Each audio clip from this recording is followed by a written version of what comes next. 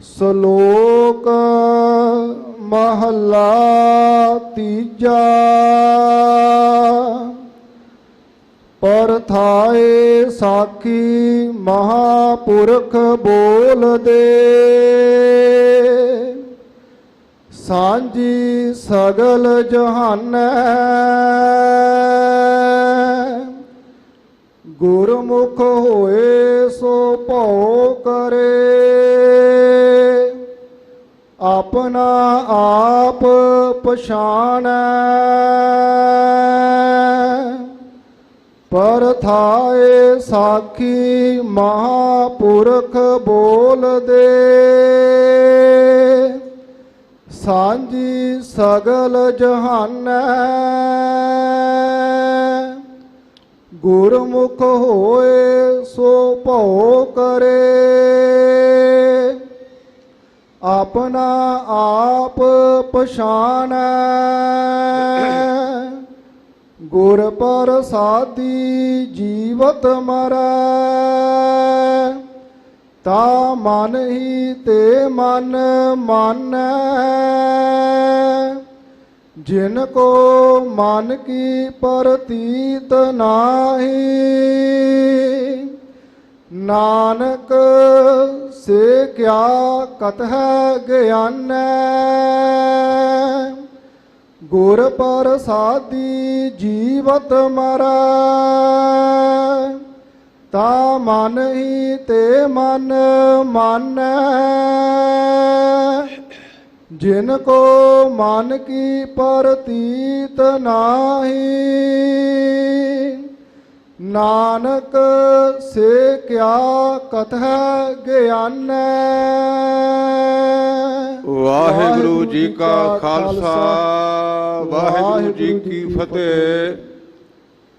ਗੁਰੂ ਰੂਪ ਗੁਰੂ ਕੀ ਸਾਜੀ ਨਵਾਜੀ, ਗੁਰੂ ਸਰੂਪ ਗੁਰੂ ਖਾਲਸਾ ਸਾਧ ਸੰਗਤ ਜੀ।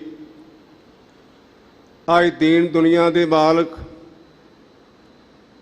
ਭੱਲੇ ਅਮਰਦਾਸ ਗੁਣ ਤੇਰੇ, ਤੇਰੀ ਉਪਮਾ ਤੋਹੇ ਬਣ ਆਵੈ। ਧੰਨ ਤਾਂ ਰਾਮਦਾਸ ਗੁਰੂ, ਜਿਨ ਸਿਰਿਆ ਤੈਨੇ ਸਵਾਰਿਆ।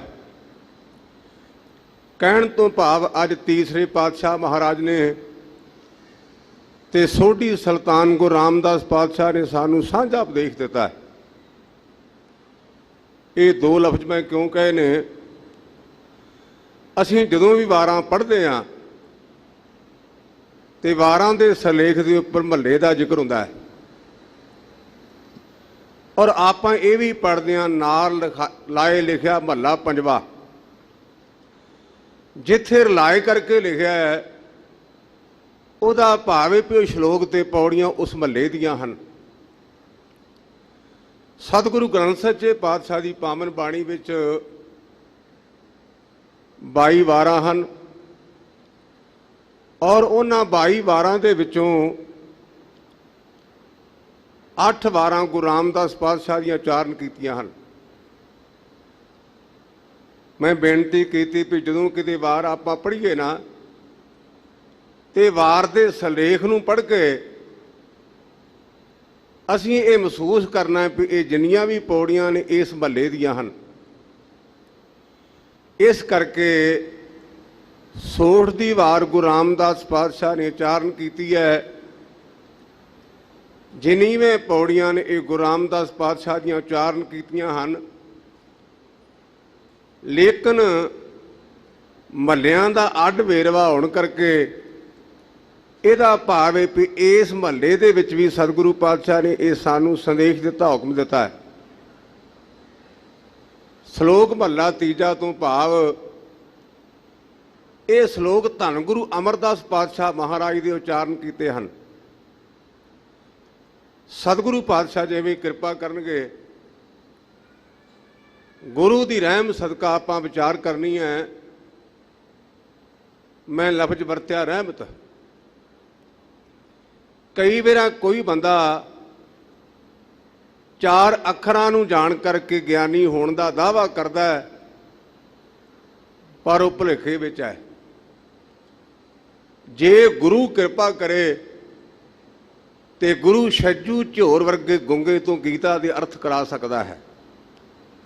ਇਸ ਕਰਕੇ ਆਪਾਂ ਇਹ ਨਾ ਕਹੀਏ ਕਿ ਮੈਂ ਸਭ ਕੁਝ ਜਾਣਦਾ ਹਾਂ। ਆਪਾਂ ਪੜ੍ਹਦੇ ਹਾਂ ਰੋਜ਼ਾਨਾ, ਜਿਨ੍ਹਾਂ ਨੂੰ ਤਜਣਾਉਣਾ ਮੇਰੇ ਪਾਤਸ਼ਾਹ ਉਹ ਜਾਣਦੇ ਨੇ, ਤੇਰੀ ਕਿਰਪਾ ਤੋਂ ਬਿਨਾਂ ਜਾਣਿਆ ਨਹੀਂ ਜਾ ਸਕਦਾ। ਮੇਰੇ ਕਰਮ ਚੰਗੇ ਕਿ ਸਤਿਗੁਰੂ ਪਾਤਸ਼ਾਹ ਮਹਾਰਾਜ ਨੇ ਇਹ ਗੁਰਮਤਿ ਦੀ ਵਿਚਾਰ ਕਰਨ ਦਾ ਮੈਨੂੰ ਸਤਿਗੁਰੂ ਪਾਤਸ਼ਾਹ ਨੇ ਸੁਭਾਗ ਬਖਸ਼ਿਆ। ਮੇਰਾ ਮਨ ਅੱਜ ਪੰਜੋਖਰੇ ਸਾਹਿਬ ਚਲਾ ਗਿਆ। ਮੈਂ 8ਵੇਂ ਪਾਤਸ਼ਾਹ ਦੇ ਚਰਨਾਂ 'ਚ ਬੇਨਤੀ ਕਰਦਾ, ਪਾਤਸ਼ਾਹ ਜਿਵੇਂ ਛੱਜੂ ਝੋਰ ਤੋਂ ਅਰਥ ਕਰਾਏ ਸੀ ਨਾ, ਮੇਰੇ ਸਿਰ ਤੇ ਹੱਥ ਰੱਖ ਕੇ ਆਪਣੀ ਬਾਣੀ ਦੇ ਅਰਥ ਆਪ ਕਰਾਈ। ਮੇਰੇ 'ਚ ਇੰਨੀ ਬੁੱਧੀ ਨਹੀਂ। ਤੂੰ ਗੁੰਗਿਆਂ ਤੋਂ ਅਰਥ ਕਰਾ ਸਕਦਾ ਹੈ, ਤੂੰ ਬੋਲਿਆਂ ਤੋਂ ਅਰਥ ਕਰਾ ਸਕਦਾ ਹੈ, ਤੂੰ ਕਿਤੇ ਗਿਆ ਤਾਂ ਨਹੀਂ, ਪਰ ਸਾਡੇ ਤੇ ਮਿਹਰ ਕਰ, ਅਸੀਂ ਤੈਨੂੰ ਹਾਜ਼ਰ ਨਾਜ਼ਰ ਜਾਣੀਏ। ਜਿਵੇਂ ਸਤਿਗੁਰੂ ਪਾਤਸ਼ਾਹ ਕਿਰਪਾ ਕਰਨਗੇ, ਆਪਾਂ ਗੁਰਬਾਣੀ ਦੀ ਵਿਚਾਰ ਕਰਨ ਦਾ ਯਤਨ ਕਰਨਾ ਹੈ। ਰਹਿਮਤ ਨੂੰ ਪ੍ਰਾਪਤ ਕਰੋ। ਸਾਰੇ ਸਹਿਯੋਗ ਦਿਓ, ਬੋਲੋ ਸਤਨਾਮ ਵਾਹਿਗੁਰੂ। ਹਾਂਜੀ, ਸਤਨਾਮ ਵਾਹਿਗੁਰੂ ਸਾਹਿਬ ਜੀ। ਸ਼ਲੋਕ ਮਹੱਲਾ ਤੀਜਾ। ਪਰਥਾਏ ਸਾਖੀ ਮਹਾਪੁਰਖ ਬੋਲਦੇ, ਸਾਂਝੀ ਸਗਲ ਜਹਾਨੈ। ਜਿਹੜਾ ਪਰਥਾਏ ਸ਼ਬਦ ਹੈ, ਇਹਦੇ ਬਹੁਤ ਲੰਮੀ ਚੌੜੀ ਵਿਆਖਿਆ ਆਪਾਂ ਕਰ ਸਕਦੇ ਹਾਂ। ਮੁੱਖ ਅਰਥ ਨੇ ਸਬੱਬ, ਬਹਾਨਾ, ਤੇ ਜਿਹਨੂੰ ਆਮ ਆਪਾਂ ਬੋਲੀ ਦੇ ਵਿੱਚ ਕਹਿ ਦਿੰਦੇ ਆ, ਆਖੇ ਧੀ ਨੂੰ ਤੇ ਸਮਝਾਵੇ ਨੂੰਹ ਨੂੰ। ਇਸ ਪ੍ਰਕਾਰ ਇਹਦਾ ਅਰਥ ਇਹ ਹੈ ਕਿ ਜਿਹੜੇ ਮਹਾਂਪੁਰਖ ਨੇ ਨਾ, ਉਹ ਕਿਸੇ ਬਹਾਨੇ ਦੇ ਨਾਲ ਸਮੁੱਚੇ ਸੰਸਾਰ ਦੇ ਜੀਆਂ ਨੂੰ ਸਮਝਾਉਣ ਦਾ ਯਤਨ ਕਰਦੇ ਹਨ। ਸਾਡੇ ਕੋਲ ਉਦਾਹਰਨਾਂ ਹਨ। ਆਪਾਂ ਜਦੋਂ ਗੁਰੂ ਕੀ ਬਾਣੀ ਦੀ ਵਿਚਾਰ ਕਰਦੇ ਆ ਨਾ, ਤੇ ਇਹਦਾ ਭਾਵ ਇਹ ਨਹੀਂ ਕਿ ਸਤਿਗੁਰੂ ਪਾਤਸ਼ਾਹ ਬੈਠੇ ਇਕੱਲੇ ਬਾਣੀ ਉਚਾਰੀ ਗਏ, ਕੋਈ ਨਾ ਕੋਈ ਬਹਾਨਾ ਬਣਿਆ ਤੇ ਸਤਿਗੁਰੂ ਪਾਤਸ਼ਾਹ ਭਾਈ ਮਰਦਾਨਾ ਜਿਹਨੂੰ ਕਹਿੰਦੇ ਮਰਦਾਨਿਆਂ, ਰਬਾਬ ਵਜਾਏ ਕਾਈ ਸਿਫਤ ਖੁਦਾਏ ਦੀ ਕਰੀਏ। ਇਹ ਨਹੀਂ ਪੀਰ ਰਬਾਬ ਵਜਾਇਆ ਤੇ ਸਿਫਤ ਬੰਦਿਆਂ ਦੀ। ਬਾਬਾ ਨਾਨਕ ਕਹਿੰਦਾ ਗੁਰਮੁਖਾ, ਜੇ ਰਬਾਬ ਵਜਾਉਣਾ ਨਾ ਤੇ ਕਰਤੇ ਦੀ ਸਿਫਤ ਕਰ, ਵਾਹਿਗੁਰੂ ਦੀ ਸਿਫਤ ਕਰ। ਪਰਥਾਏ ਦਾ ਭਾਵ ਜਿਵੇਂ ਆਪਾਂ ਗੁਰਬਾਣੀ 'ਚ ਪੜ੍ਹਦੇ ਹਾਂ, ਕਾਲੀ ਕੋਇਲ ਤੂੰ ਕਿਤ ਗੁਣ ਕਾਲੀ। ਇੱਥੇ ਕੋਲ ਦਾ ਬਹਾਨਾ ਸਿੱਖਿਆ ਸਾਨੂੰ ਹੈ। ਸ਼ਬਦ ਆਉਂਦਾ ਮਾਰੂ ਰਾਗ ਵਿੱਚ, ਦਾਦਰ ਤੂੰ ਕਬੇ ਨਾ ਜਾਣ ਸਰੇ, ਪੱਖ ਸਵਾਲ ਬਸ ਨਿਰਬਲ ਜਲ, ਅੰਮ੍ਰਿਤ ਨਾ ਲਕਸਰੇ। ਦਾਦਰ ਦਾ ਭਾਵ ਹੈ ਡੱਡੂ। ਡੱਡੂ ਨੂੰ ਆਖਿਆ ਪਿਆਰਿਆ, ਕਮਲ ਦੇ ਫੁੱਲ ਦੇ ਥੱਲੇ ਬੈਠਾ ਹੈ, ਭੌਰੇ ਦੂਰੋਂ ਆ ਕੇ ਸੁਗੰਧੀ ਲੈ ਜਾਂਦੇ ਨੇ, ਤੇ ਤੂੰ ਸਾਰੀ ਜ਼ਿੰਦਗੀ ਕਮਲ ਦੇ ਫੁੱਲ ਦੇ ਨਾਲੋਂ ਜਾਲਾ ਹੀ ਖਾਏਗਾ। ਬਹਾਨਾ ਡੱਡੂ ਦਾ ਸਮਝਾਇਆ ਸਾਨੂੰ ਹੈ। ਆਪਾਂ ਕਮਲ ਦੇ ਫੁੱਲ ਗੁਰੂ ਦੇ ਘਰ ਵਿੱਚ ਵੀ ਆ ਕੇ ਲੋਕਾਂ ਦੀ ਨਿੰਦਿਆ ਤੇ ਚੁਗਲੀ ਦਾ ਜਾਲਾ ਖਾਧੀ ਜਾਂਦੇ ਆ। ਗੁਰੂ ਕੇ ਸਿੱਖ ਪਰਦੇਸਾਂ ਚੋਂ ਆ ਕਰਕੇ ਨਾਮ ਦੀ ਸੁਗੰਧੀ ਲੈ ਕੇ ਚਲੇ ਗਏ। ਆਪਾਂ ਜੇ ਦੋ ਇਕੱਠੇ ਹੋਏ ਤੇ ਤਾਂ ਵੀ ਕਿਸੇ ਦੀ ਨਿੰਦਿਆ, ਜੇ ਚਾਰ ਇਕੱਠੇ ਹੋਣ ਤਾਂ ਲੋੜ ਹੀ ਕੋਈ ਨਹੀਂ ਕਿਸੇ ਨੂੰ ਨਾਲ ਲੈਣ ਦੀ। ਮੋਬਾਈਲ ਕੱਢੋ ਤੇ ਮੋਬਾਈਲ ਨਾਲ ਰੁੱਝ ਆਏ ਗੁਰਦੁਆਰਿਆਂ, ਤੇ ਮੋਬਾਈਲ ਨੇ ਸਾਨੂੰ ਚੰਬੜ ਗਿਆ। ਮੈਂ ਦਾ ਨਾਂ ਰੱਖਿਆ ਕਲਯੁਗ। ਆੜਾ ਮੋਬਾਈਲ ਹੈ ਨਾ, ਮੈਂ ਦਾ ਨਾਂ ਕਲਯੁਗ ਰੱਖਿਆ ਗਿਆਨੀ ਜੀ। ਕਿਉਂ? ਜਿਹੜਾ ਕਲਯੁਗ ਹੈ ਨਾ, ਇਹ ਸਾਨੂੰ ਗੁਰੂ ਪਰਮੇਸ਼ਰ ਨਾਲੋਂ ਤੋੜਦਾ ਹੈ। ਮੋਬਾਈਲ ਗੁਰਦੁਆਰੇ ਆ ਕੇ ਵੀ ਸਾਨੂੰ ਗੁਰੂ ਨਾਲ ਜੁੜ ਨਹੀਂ ਦਿੰਦਾ, ਤੇ ਇਹਨੂੰ ਕਲਯੁਗ ਨਾ ਆਖੀਏ ਤੇ ਕੀ ਆਖੀਏ। ਗੁਰੂ ਸਾਨੂੰ ਸਮੱਤ ਦੇਵੇ, ਅਸੀਂ ਗੁਰੂ ਘਰ ਵਿੱਚ ਇਹਨੂੰ 4 ਮਿੰਟ ਬੰਦ ਕਰਕੇ ਕਿਤੇ ਗੁਰੂ ਦੀ ਗੱਲ ਸੁਣ ਕੇ ਤੇ ਆਪਣੇ ਜੀਵਨ ਨੂੰ ਸੇਧ ਦੇ ਦਈਏ। ਯਾਦ ਰੱਖੋ, ਸਤਿਗੁਰੂ ਪਾਤਸ਼ਾਹ ਮਹਾਰਾਜ ਨੇ ਜਿੰਨੇ ਵੀ ਗੁਰਮੁਖ ਪਿਆਰੇ ਹੋਏ ਨੇ ਨਾ, ਉਹਨਾਂ ਨੂੰ ਇੱਕੋ ਗੱਲ ਕਹੀ ਤੇ ਉਹਨਾਂ ਦਾ ਜੀਵਨ ਬਦਲ ਗਿਆ। ਬਾਬਾ ਬੰਦਾ ਸਿੰਘ ਬਹਾਦਰ ਦਾ ਕਿਤੇ ਇਤਿਹਾਸ ਪੜ੍ਹਨਾ, ਜਦੋਂ ਕਲਗੀਧਰ ਪਾਤਸ਼ਾਹ ਮਹਾਰਾਜ ਹਜ਼ੂਰ ਸਾਹਿਬ ਗਏ ਨੇ, ਉਹਦੇ ਡੇਰੇ ਵਿੱਚ ਉਹਨੇ ਪਲੰਘਾ ਡਾਹਿਆ ਤੇ ਆਏਗਾ ਰੱਬ ਦੇ ਪਿਆਰਿਆਂ ਦਾ ਅਪਮਾਨ ਕਰਦਾ ਪਲੰਘਾ ਮੂਧਾ ਮਾਰ ਕੇ। ਬਾਣਾ ਧਰਮ ਦਾ, ਕੰਮ ਕੁਧਰਮ ਵਾਲੇ। ਤੇ ਜਦੋਂ ਕਲਗੀਧਰ ਪਾਤਸ਼ਾਹ ਦੇ ਦਰਸ਼ਨ ਕੀਤੇ, ਮਨ ਬਦਲ ਗਿਆ। ਆਖਿਆ ਮਹਾਰਾਜ ਮੈਂ ਤੇਰਾ ਬੰਦਾ, ਤੇ ਮੇਰੇ ਗੁਰਦੇਵ ਕਹਿੰਦੇ ਜੇ ਮੇਰਾ ਬੰਦਾ ਤੇ ਬੰਦਿਆਂ ਵਾਲੇ ਕੰਮ ਕਰ। ਇੰਨੀ ਗੱਲ ਕਹੀ ਜੇ ਇਤਿਹਾਸ ਵਿੱਚ। ਆਪਾਂ ਬੰਦਾ ਸਿੰਘ ਬਹਾਦਰ ਕਹਿੰਦੇ ਆ, ਇਹ ਉਹਦਾ ਉਪਨਾਮ ਉਹਨਾਂ ਨੇ ਗੁਰੂ ਕਾ ਅੰਮ੍ਰਿਤ ਛਕਿਆ ਤੇ ਨਾਂ ਰੱਖਿਆ ਸੀ ਗੁਰਬਖਸ਼ ਸਿੰਘ। ਇਸੇ ਪ੍ਰਕਾਰ ਸਤਿਗੁਰੂ ਪਾਤਸ਼ਾਹ ਮਹਾਰਾਜ ਅਸਾਮ ਦੇ ਇਲਾਕੇ 'ਚ ਗਏ, ਉੱਥੇ ਇੱਕ ਜਾਦੂਗਰਨੀ ਬੀਬੀ, ਉਹਦਾ ਨਾਮ ਨੂਰ ਸ਼ਾਹ ਕਰਕੇ ਲਿਖਿਆ, ਉਹਦੇ ਪ੍ਰਥਾਏ ਪਾਤਸ਼ਾਹ ਨੇ ਸ਼ਬਦ ਉਚਾਰਿਆ, ਗੱਲੀ ਅਸੀਂ ਚੰਗੀਆਂ ਅਚਾਰੀ ਬੁਰੀਆਂ, ਮਨੋਂ ਕੁਸੁਤਾਂ ਕਾਲੀਆਂ ਬਾਹਰ ਚਟਵੀਆਂ। ਜੇ ਸਤਿਗੁਰੂ ਪਾਤਸ਼ਾਹ ਮਹਾਰਾਜ ਤਲੰਬੇ ਸੱਜਣ ਠੱਗ ਦੇ ਡੇਰੇ 'ਚ ਗਏ ਨੇ, ਉੱਥੇ ਉਹਨੂੰ ਸੰਬੋਧਨ ਕਰਕੇ ਸ਼ਬਦ ਉਚਾਰਿਆ, ਉਜਲ ਕਹਿਆ ਚਲਕਣਾ, ਘੋਟਮ ਕਾਲੜੀ ਬਸ, ਧੋਤਿਆਂ ਝੂਠ ਨਾ ਉਤਰੇ, ਜੇ ਸੋ ਧੋਵਾਂ ਤਿਸ। ਜੇ ਸਤਿਗੁਰੂ ਪਾਤਸ਼ਾਹ ਮਹਾਰਾਜ ਨੂੰ ਜਨੇਊ ਪਾਉਣ ਲਈ ਪਾਂਡਾ ਆਇਆ ਤੇ ਉਹਨੂੰ ਇਹ ਨਹੀਂ ਆਖਿਆ ਪਾ ਨਾ, ਉਹਨੂੰ ਆਖਿਆ ਪੰਡਿਤ ਜੀ ਮੈਂ ਕਪਾਹ ਦੇ ਜਨੇਊ ਤੇ ਵਿਸ਼ਵਾਸ ਨਹੀਂ ਜੀ ਕਰਦਾ। ਉਹਦੇ ਹੱਥ ਕੰਬ ਗਏ। ਕਹਿੰਦੇ ਦੱਸੋ ਫਿਰ ਕਿਹਦੇ ਤੇ ਵਿਸ਼ਵਾਸ ਕਰਦੇ? ਕਹਿੰਦੇ ਦਇਆ ਕਪਾਹ ਸੰਤੋਖ ਸੂਤ, ਜਾਤ ਗੰਢੀ ਸੱਤ ਵੱਟ, ਇਹ ਜਨੇਊ ਜੀ ਕਾ ਹੈ ਤਾਂ ਪਾਂਡੇ ਘੱਤ। ਅਗਰ ਹੈ ਤੇ ਪਾ ਦੇ, ਮੈਨੂੰ ਇਤਰਾਜ਼ ਨਹੀਂ, ਪਰ ਇਹਨਾਂ ਤਾਗਿਆਂ ਨਾਲ ਕੁਝ ਨਹੀਂ ਹੋਣਾ। ਜੇ ਸਤਿਗੁਰੂ ਪਾਤਸ਼ਾਹ ਕਿਸੇ ਮੌਲਵੀ ਕੋਲ ਗਏ ਨੇ, ਵਿਦਿਆ ਪੜ੍ਹਨ ਲਈ, ਬਾਬਾ ਕਲਿਆਣ ਰਾਏ ਜੀ ਛੱਡ ਕੇ ਆਏ, ਉਹਨਾਂ ਦਾ ਨਾਮ ਕੁਤਬਦੀਨ ਕਰਕੇ ਲਿਖਿਆ, ਤੇ ਉਹਨਾਂ ਨੂੰ ਸਿੱਖਿਆ ਦਿੱਤੀ ਮੇਰੇ ਪਾਤਸ਼ਾਹ ਨੇ, ਯਕ ਅਰਜ ਗੁਫਤਮ ਪੇਸ਼ ਤੋਂ ਦਰ ਗੋਸ਼ ਕੁਨ ਕਰਤਾਰ, ਹੱਕਾ ਕਬੀਰ ਕਰੀਮ ਤੂੰ ਬੇ ਐ ਪਰਵਦਗਾਰ। ਕਹਿਣ ਤੋਂ ਭਾਵ ਕਿ ਜਿੰਨੇ ਵੀ ਸ਼ਬਦ ਨੇ ਇਹਨਾਂ ਦੀਆਂ ਵੱਖ-ਵੱਖ ਭੂਮਿਕਾਵਾਂ ਹਨ। ਤੋ ਸਤਿਗੁਰੂ ਅਮਰਦਾਸ ਮਹਾਰਾਜ ਇਸ ਸ਼ਲੋਕ ਵਿੱਚ ਸਾਨੂੰ ਸੰਕੇਤ ਦਿੰਦੇ ਨੇ, ਸਿੱਖਿਆ ਦਿੰਦੇ, ਭਾਈ ਜਿਹੜੇ ਮਹਾਂਪੁਰਸ਼ਾਂ ਦੇ ਬਚਨ ਨੇ ਸਿੱਖਿਆ ਨਾ, ਇਹ ਨਾ ਕਿਹਾ ਕਰੋ ਵੀ ਉਹਨੂੰ ਇਕੱਲੇ ਨੂੰ ਕਿਹਾ ਹੈ, ਉਹ ਸਾਰੇ ਜਹਾਨ ਵਾਸਤੇ, ਸਾਰੀ ਦੁਨੀਆ ਵਾਸਤੇ ਸਾਂਝੀ ਹੈ। ਗੁਰਮੁਖ ਹੋਏ ਸੋ ਭਉ ਕਰੇ। ਹਾਂ, ਜੇ ਕਿਤੇ ਗੁਰੂ ਵਾਲੇ ਪਾਸੇ ਨੂੰ ਮੂੰਹ ਹੋ ਜਾਏ ਨਾ, ਤੇ ਫਿਰ ਬੰਦਾ ਡਰਨ ਲੱਗ ਪੈਂਦਾ ਹੈ। ਯਾਦ ਰੱਖਿਆ ਜੀ, ਸਤਿਕਾਰ ਕਰਨ ਦੇ ਦੋ ਪੱਖ ਨੇ। ਆਪਾਂ ਜਿਹਦੇ ਵੀ ਪ੍ਰੇਮ ਕਰਦੇ, ਸਤਿਕਾਰ ਕਰਦੇ, ਉਹ ਦੋ ਚੀਜ਼ਾਂ ਵਰਤਦੇ, ਇੱਕ ਭਾਉ, ਇੱਕ ਭਾਉ। ਭਾਉ ਦਾ ਭਾਵ ਹੈ ਪਿਆਰ, ਤੇ ਜਿਹਦੇ ਨਾਲ ਪਿਆਰ ਕਰਦੇ ਆਪਾਂ ਡਰਦੇ ਵੀ ਸਾਡੇ ਕੋਲੋਂ ਕੋਈ ਗਲਤੀ ਨਾ ਹੋ ਜਾਏ। ਭਾਵੇਂ ਉਹ ਸਾਡੇ ਪਿਤਾ ਜੀ ਹੋਣ, ਬਜ਼ੁਰਗ ਹੋਣ, ਮਿੱਤਰ ਦੋਸਤ ਵੀ ਹੋਣ, ਜਿਨ੍ਹਾਂ ਨਾਲ ਪਿਆਰ ਕਰਦੇ ਉਹਨਾਂ ਤੋਂ ਭਾਉ ਵੀ ਕਰਦੇ ਵੀ ਸਾਥੋਂ ਗਲਤੀ ਨਾ ਹੋ ਜਾਏ, ਡਰਦੇ ਰਹਿੰਦੇ ਆ। ਇਸ ਕਰਕੇ ਮੇਰੇ ਪਾਤਸ਼ਾਹ ਕਹਿੰਦੇ ਨੇ, ਭਾਈ ਜਿਹੜੇ ਗੁਰੂ ਦੇ ਸਨਮੁਖ ਹੋਏ, ਉਹਨਾਂ ਦੇ ਅੰਦਰ ਗੁਰੂ ਦਾ ਡਰ ਪੈਦਾ ਹੋ ਗਿਆ, ਤੇ ਗੁਰੂ ਦੇ ਡਰ ਕਰਕੇ ਆਪਣਾ ਆਪ ਪਛਾਣ, ਉਹ ਭਾਈ ਆਪਣੇ ਆਪ ਨੂੰ ਉਹਨਾਂ ਨੇ ਸਮਝ ਲਿਆ। ਤੇ ਪਛਾਣਾਂਗੇ ਤਾਂ ਆਪਾਂ ਤਾਂ ਸਾਰਾ ਦਿਨ ਬਾਹਰ ਹੀ ਝਾਕਦੇ ਰਹਿੰਦੇ ਆ। ਧੰਨ ਗੁਰੂ ਅਮਰਦਾਸ ਪਾਤਸ਼ਾਹ ਮਹਾਰਾਜ ਦੀ ਪਾਵਨ ਬਾਣੀ, ਨੌ ਦੁਆਰੇ ਪ੍ਰਗਟ ਕੀਏ, ਦਸਵਾਂ ਗੁਪਤ ਰਖਾਇਆ। ਇਹਦਾ ਭਾਵ ਗੁਰਮੁਖੋ ਸਾਡੇ ਬਜ਼ੁਰਗਾਂ ਵਿਦਵਾਨਾਂ ਨੇ ਇਹ ਕੀਤਾ ਹੈ। ਆਪਾਂ ਆਮ ਕਰਕੇ 10 ਇੰਦਰੀਆਂ ਦੀ ਗਿਣਤੀ ਪੜ੍ਹਦੇ ਤੇ ਸੁਣਦੇ ਹਾਂ।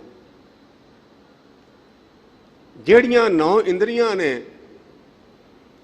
ਇਹ ਸੰਸਾਰ ਵਾਲੇ ਪਾਸੇ ਨੂੰ ਝਾਕਦੀਆਂ ਨੇ, ਤੇ ਇੱਕ ਇੰਦਰੀ ਕਰਤਾਰ ਵਾਲੇ ਪਾਸੇ ਨੂੰ ਝਾਕਦੀ ਹੈ। 10 ਦਰਵਾਜ਼ੇ ਨੇ, 10 ਗੁਰਦੇਵ ਦੇ ਬੋਲ ਨੇ, 9 ਦੁਆਰੇ ਪ੍ਰਗਟ ਕੀਏ, 10ਵਾਂ ਗੁਪਤ ਰਖਾਇਆ।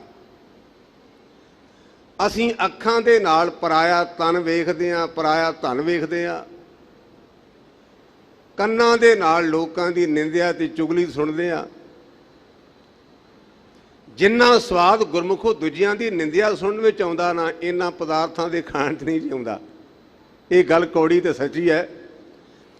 ਕਿਸੇ ਦੀ ਕੋਈ ਨਿੰਦਿਆ ਕਰੇ ਨਾ ਤੇ ਆਪਾਂ ਕਹਿੰਦੇ ਭਾਈ ਸਾਹਿਬ ਦੂਰ ਦੂਰ ਕੀ ਗੱਲਾਂ ਕਰਦੇ ਹੋ, ਲਾਗੇ ਆ ਜਾਓ। ਤੇ ਲਾਗੇ ਆ ਕਿ ਕਿਹੜਾ ਕੇਕ ਕੱਟਣਾ ਹੈ। ਇਹਦਾ ਭਾਵੇਂ ਵੀ ਜਿਹੜੀ ਤੂੰ ਮੈਲ ਖਾਨਾ ਮੈਨੂੰ ਵੀ ਖਵਾ ਦੇ। ਕੰਨਾਂ ਰਾਹੀਂ ਮੈਲ ਖਾਂਦੇ ਆ, ਜ਼ਬਾਨ ਨਾਲ ਬੁਰਾ ਬੋਲਣ ਰੂਪ ਵੀ ਅਸੀਂ ਮੈਲ ਖਾਂਦੇ ਆ। ਗੁਰੂ ਅਮਰਦਾਸ ਪਾਤਸ਼ਾਹ ਕਹਿੰਦੇ ਗੁਰਮੁਖਾ ਇੱਕ ਆਟੋਮੈਟਿਕਲੀ ਸਿਸਟਮ ਹੈ। ਉਹ ਆਟੋਮੈਟਿਕ ਸਿਸਟਮ ਕੀ ਹੈ? ਅੱਖਾਂ ਨੂੰ ਇਸ ਪਾਸੇ ਤੋਂ ਬੰਦ ਕਰ, ਕੰਨਾਂ ਨੂੰ ਇਸ ਪਾਸੇ ਨਿੰਦਿਆ ਚੁਗਲੀ ਤੋਂ ਸੰਕੋਚਣਾ ਕਰ, ਪੈਰਾਂ ਨਾਲ ਬੁਰੇ ਪਾਸੇ ਤੋਂ ਜਾਣ ਤੋਂ ਪਰਹੇਜ਼ ਕਰ। ਉਹ 10ਵਾਂ ਦੁਆਰ ਆਟੋਮੈਟਿਕਲੀ ਖੁੱਲ ਜਾਏਗਾ। ਆਪਾਂ ਤੁਹਾਨੂੰ ਟਾਈਮ ਹੀ ਨਹੀਂ ਦਿੰਦੇ। ਨਿੰਦਿਆ ਭਲੀ ਕਿਸੇ ਕੀ ਨਾਹੀਂ। ਆਪਾਂ ਕਹਿੰਦੇ ਗਿਆਨੀ ਜੀ 2 ਗੱਲਾਂ ਕਰ ਵੀ ਲਈਆਂ ਤੇ ਇਤਰਾਜ਼ ਕੀ ਤੁਹਾਨੂੰ? ਮੈਨੂੰ ਕੋਈ ਇਤਰਾਜ਼ ਨਹੀਂ। ਗੁਰੂ ਗ੍ਰੰਥ ਸੱਚੇ ਪਾਤਸ਼ਾਹ ਕਹਿੰਦੇ ਨਿੰਦਾ ਭਲੀ ਕਿਸੇ ਕੀ ਨਾਹੀਂ, ਮਨਮੁਖ ਮੁਗਧ ਕਰਨ, ਮੂੰਹ ਕਾਲੇ ਤੇ ਨਿੰਦਕਾਂ ਨਰਕੇ ਕੋਰ ਪਵਨ। ਔਰ ਧੰਨ ਗੁਰੂ ਗ੍ਰੰਥ ਸੱਚੇ ਪਾਤਸ਼ਾਹ ਤਾਂ ਇੱਥੋਂ ਤਾਂ ਕਹਿ ਦਿੰਦੇ ਨੇ। ਅੱਜ ਕੱਲ੍ਹ ਆਪਾਂ ਵੇਖਦੇ ਵੀ ਟੀਵੀ ਦਾ ਰਾਜ ਵੀ ਹੈ। ਕਈ ਕੈਂਸਰ ਵਾਲੇ ਭਰਾ ਵੀ ਠੀਕ ਹੋ ਜਾਂਦੇ ਨੇ, ਬਿਮਾਰੀਆਂ ਦਾ ਇਲਾਜ ਹੈ। ਲੇਕਿਨ ਗੁਰੂ ਗ੍ਰੰਥ ਸੱਚੇ ਪਾਤਸ਼ਾਹ ਕਹਿੰਦੇ ਨੇ ਔਖਦ ਸਭੇ ਕੀਤਿਆਂ ਨਿੰਦਕਾ ਦਾਰੂ ਨਾ ਹੈ। ਕਹਿੰਦੇ ਦਵਾਈਆਂ ਬੜੀਆਂ ਤਿਆਰ ਕੀਤੀਆਂ ਨੇ, ਪਰ ਕੀ ਕਰੀਏ, ਜਿਹੜੇ ਨਿੰਦਿਆ ਕਰਨ ਵਾਲੇ ਨੇ ਇਹਨਾਂ ਤੇ ਦਵਾਈ ਅਸਰ ਨਹੀਂ ਕਰਦੀ। ਇਹਨਾਂ ਨੂੰ ਇਹ ਦਵਾਈ ਪਹੁੰਚਦੀ ਨਹੀਂ। ਇਸ ਕਰਕੇ ਮੇਰੇ ਪਾਤਸ਼ਾਹ ਕਹਿੰਦੇ ਗੁਰਮੁਖਾ ਆਪਣੇ ਆਪ ਨੂੰ ਬਾਹਰੋਂ ਸੰਕੋਚ ਕਰਕੇ ਅੰਦਰ ਝਾਤੀ ਮਾਰ, ਆਪਣੇ ਆਪ ਨੂੰ ਪਛਾਣਾ ਕਰਕੇ ਤੂੰ ਕੌਣ ਹੈ। ਅਸੀਂ ਕੌਣ ਹਾਂ? ਕਹੋ ਕਬੀਰ ਹਮ ਰਾਮ ਕੀ ਅੰਸ਼। ਅਸੀਂ ਉਸ ਪਰਿਪੂਰਨ ਪ੍ਰਮਾਤਮਾ ਦਾ ਹਿੱਸਾ ਹੈ। ਸਾਦੀ ਜੀ ਗੱਲ, ਦਰਿਆ ਵਗਦਾ ਗੁਰਮੁਖੋ, ਪਾਣੀ ਦੀਆਂ ਛੱਲਾਂ ਆਉਣ ਕਰਕੇ ਦਰਿਆ ਤੋਂ ਪਾਣੀ ਪਾਸੇ ਹੋ ਗਿਆ, ਕਿਸੇ ਚੜ੍ਹੇ 'ਚ ਪੈ ਗਿਆ। ਕੁਝ ਦਿਨਾਂ ਤੋਂ ਬਾਅਦ ਉਸ ਪਾਣੀ ਵਿੱਚੋਂ ਬਦਬੂ ਆਉਣੀ ਸ਼ੁਰੂ ਹੋ ਜਾਂਦੀ ਹੈ, ਜਾਲਾ ਪੈ ਜਾਂਦਾ ਹੈ, ਕਿਰਮ ਪੈ ਜਾਂਦੇ ਨੇ। ਤੇ ਜਿੰਨਾ 'ਚ ਦਰਿਆ ਨਾਲ ਪਾਣੀ ਮਿਲਿਆ ਰਹੇ ਉਹਦੇ 'ਚੋਂ ਬੂ ਨਹੀਂ ਜੀ ਆਉਂਦੀ, ਉਹਦੇ 'ਚੋਂ ਕਿਰਮ ਨਹੀਂ ਪੈਂਦੇ। ਆਪਾਂ ਜੇ ਵਾਹਿਗੁਰੂ ਨਾਲ ਜੁੜੇ ਰਵਾਂਗੇ ਤੇ ਗੁਰਮੁਖੋ ਸਾਡੇ ਝੁੰਗਤਾ ਤੇ ਮਮਤਾ ਦੀ ਬੂ ਨਹੀਂ ਆਏਗੀ। ਸਾਡੇ ਅੰਦਰ ਈਰਖਾ ਦੇ ਕੀੜੇ ਨਹੀਂ ਚੱਲਣਗੇ। ਇਸ ਕਰਕੇ ਗੁਰਮੁਖਾ ਤੂੰ ਉਸ ਪਰਿਪੂਰਨ ਪ੍ਰਮਾਤਮਾ ਦੀ ਅੰਸ਼ ਹੈ, ਉਹਦਾ ਵਾਹਿਗੁਰੂ ਦਾ ਇੱਕ ਅੰਗ ਹੈ। ਆਪਣੇ ਮੂਲ ਨੂੰ ਪਛਾਨਣਾ ਕਰ। ਗੁਰ ਪ੍ਰਸਾਦੀ ਜੀਵਤ ਮਰੈ। ਹਾਂ, ਗੁਰੂ ਪਾਤਸ਼ਾਹ ਕਰਨ ਕਿਰਪਾ ਤੇ ਬੰਦਾ ਜੀਵਤ ਭਾਵ ਤੋਂ ਮਰ ਜਾਏ। ਜਿਵੇਂ ਬਾਬਾ ਬੁੱਲੇ ਸ਼ਾਹ ਦਾ ਬੜਾ ਪਿਆਰਾ ਬਚਨ ਕਹਿੰਦੇ, ਬੁੱਲਿਆ ਤੈਨੂੰ ਕਾਫਰ ਕਾਫਰ ਆਖਦੇ, ਤੂੰ ਆਹੋ ਆਹੋ ਆਖ। ਲੋਕੀ ਇਹੋ ਕਹਿੰਦੇ ਨੇ ਕਾਫਰ, ਤੇ ਕਹਿੰਦੇ ਗੁਰਮੁਖੋ ਚਲੋ ਕਾਫਰ ਤੇ ਕਾਫਰ ਹੀ ਸਹੀ। ਇਸ ਪ੍ਰਕਾਰ ਜਿਹੜੇ ਜਿਨ੍ਹਾਂ ਤੇ ਗੁਰੂ ਨੇ ਕਿਰਪਾ ਕੀਤੀ ਜੀਵਤ ਭਾਵ ਤੋਂ ਮਰੇ ਨੇ, ਵੀ ਉਹਨਾਂ ਨੂੰ ਕੋਈ ਬੁਰਾ ਕਹੀ ਜਾਏ, ਉਹਨਾਂ ਨੂੰ ਕੋਈ ਭਲਾ ਕਹੀ ਜਾਏ, ਵਡਿਆਈ ਸੁਣ ਕੇ ਉਹ ਫੁੱਲਦੇ ਨੇ। ਤੇ ਜੇ ਕਿਸੇ ਨੇ ਮਾੜਾ ਕਹਿ ਦਿੱਤਾ ਤੇ ਉਹਨਾਂ ਦੇ ਅੰਦਰ ਰੋਸ ਨਹੀਂ ਆਉਂਦਾ। ਤਾ ਮਨ ਹੀ ਤੇ ਮਨ ਮਾਨੈ। ਪਰ ਇਹ ਗੱਲ ਬਣੇਗੀ ਕਦੋਂ? ਪਹਿਲੇ ਮਨ ਦਾ ਜੇ ਗੁਰੂ ਦਾ ਮੰਤਰ, ਗੁਰੂ ਦੀ ਕਿਰਪਾ ਕਿਵੇਂ ਹੋਵੇਗੀ? ਜੀਵਤ ਭਾਵ ਤੋਂ ਇਹ ਮਨੁੱਖ ਮਰੇਗਾ ਕਿਵੇਂ? ਕਹਿੰਦੇ ਜਦੋਂ ਇਹ ਮਨੁੱਖ ਦਾ ਮਨ ਗੁਰੂ ਦੇ ਮੰਤਰ ਨੂੰ ਮੰਨ ਲੈ।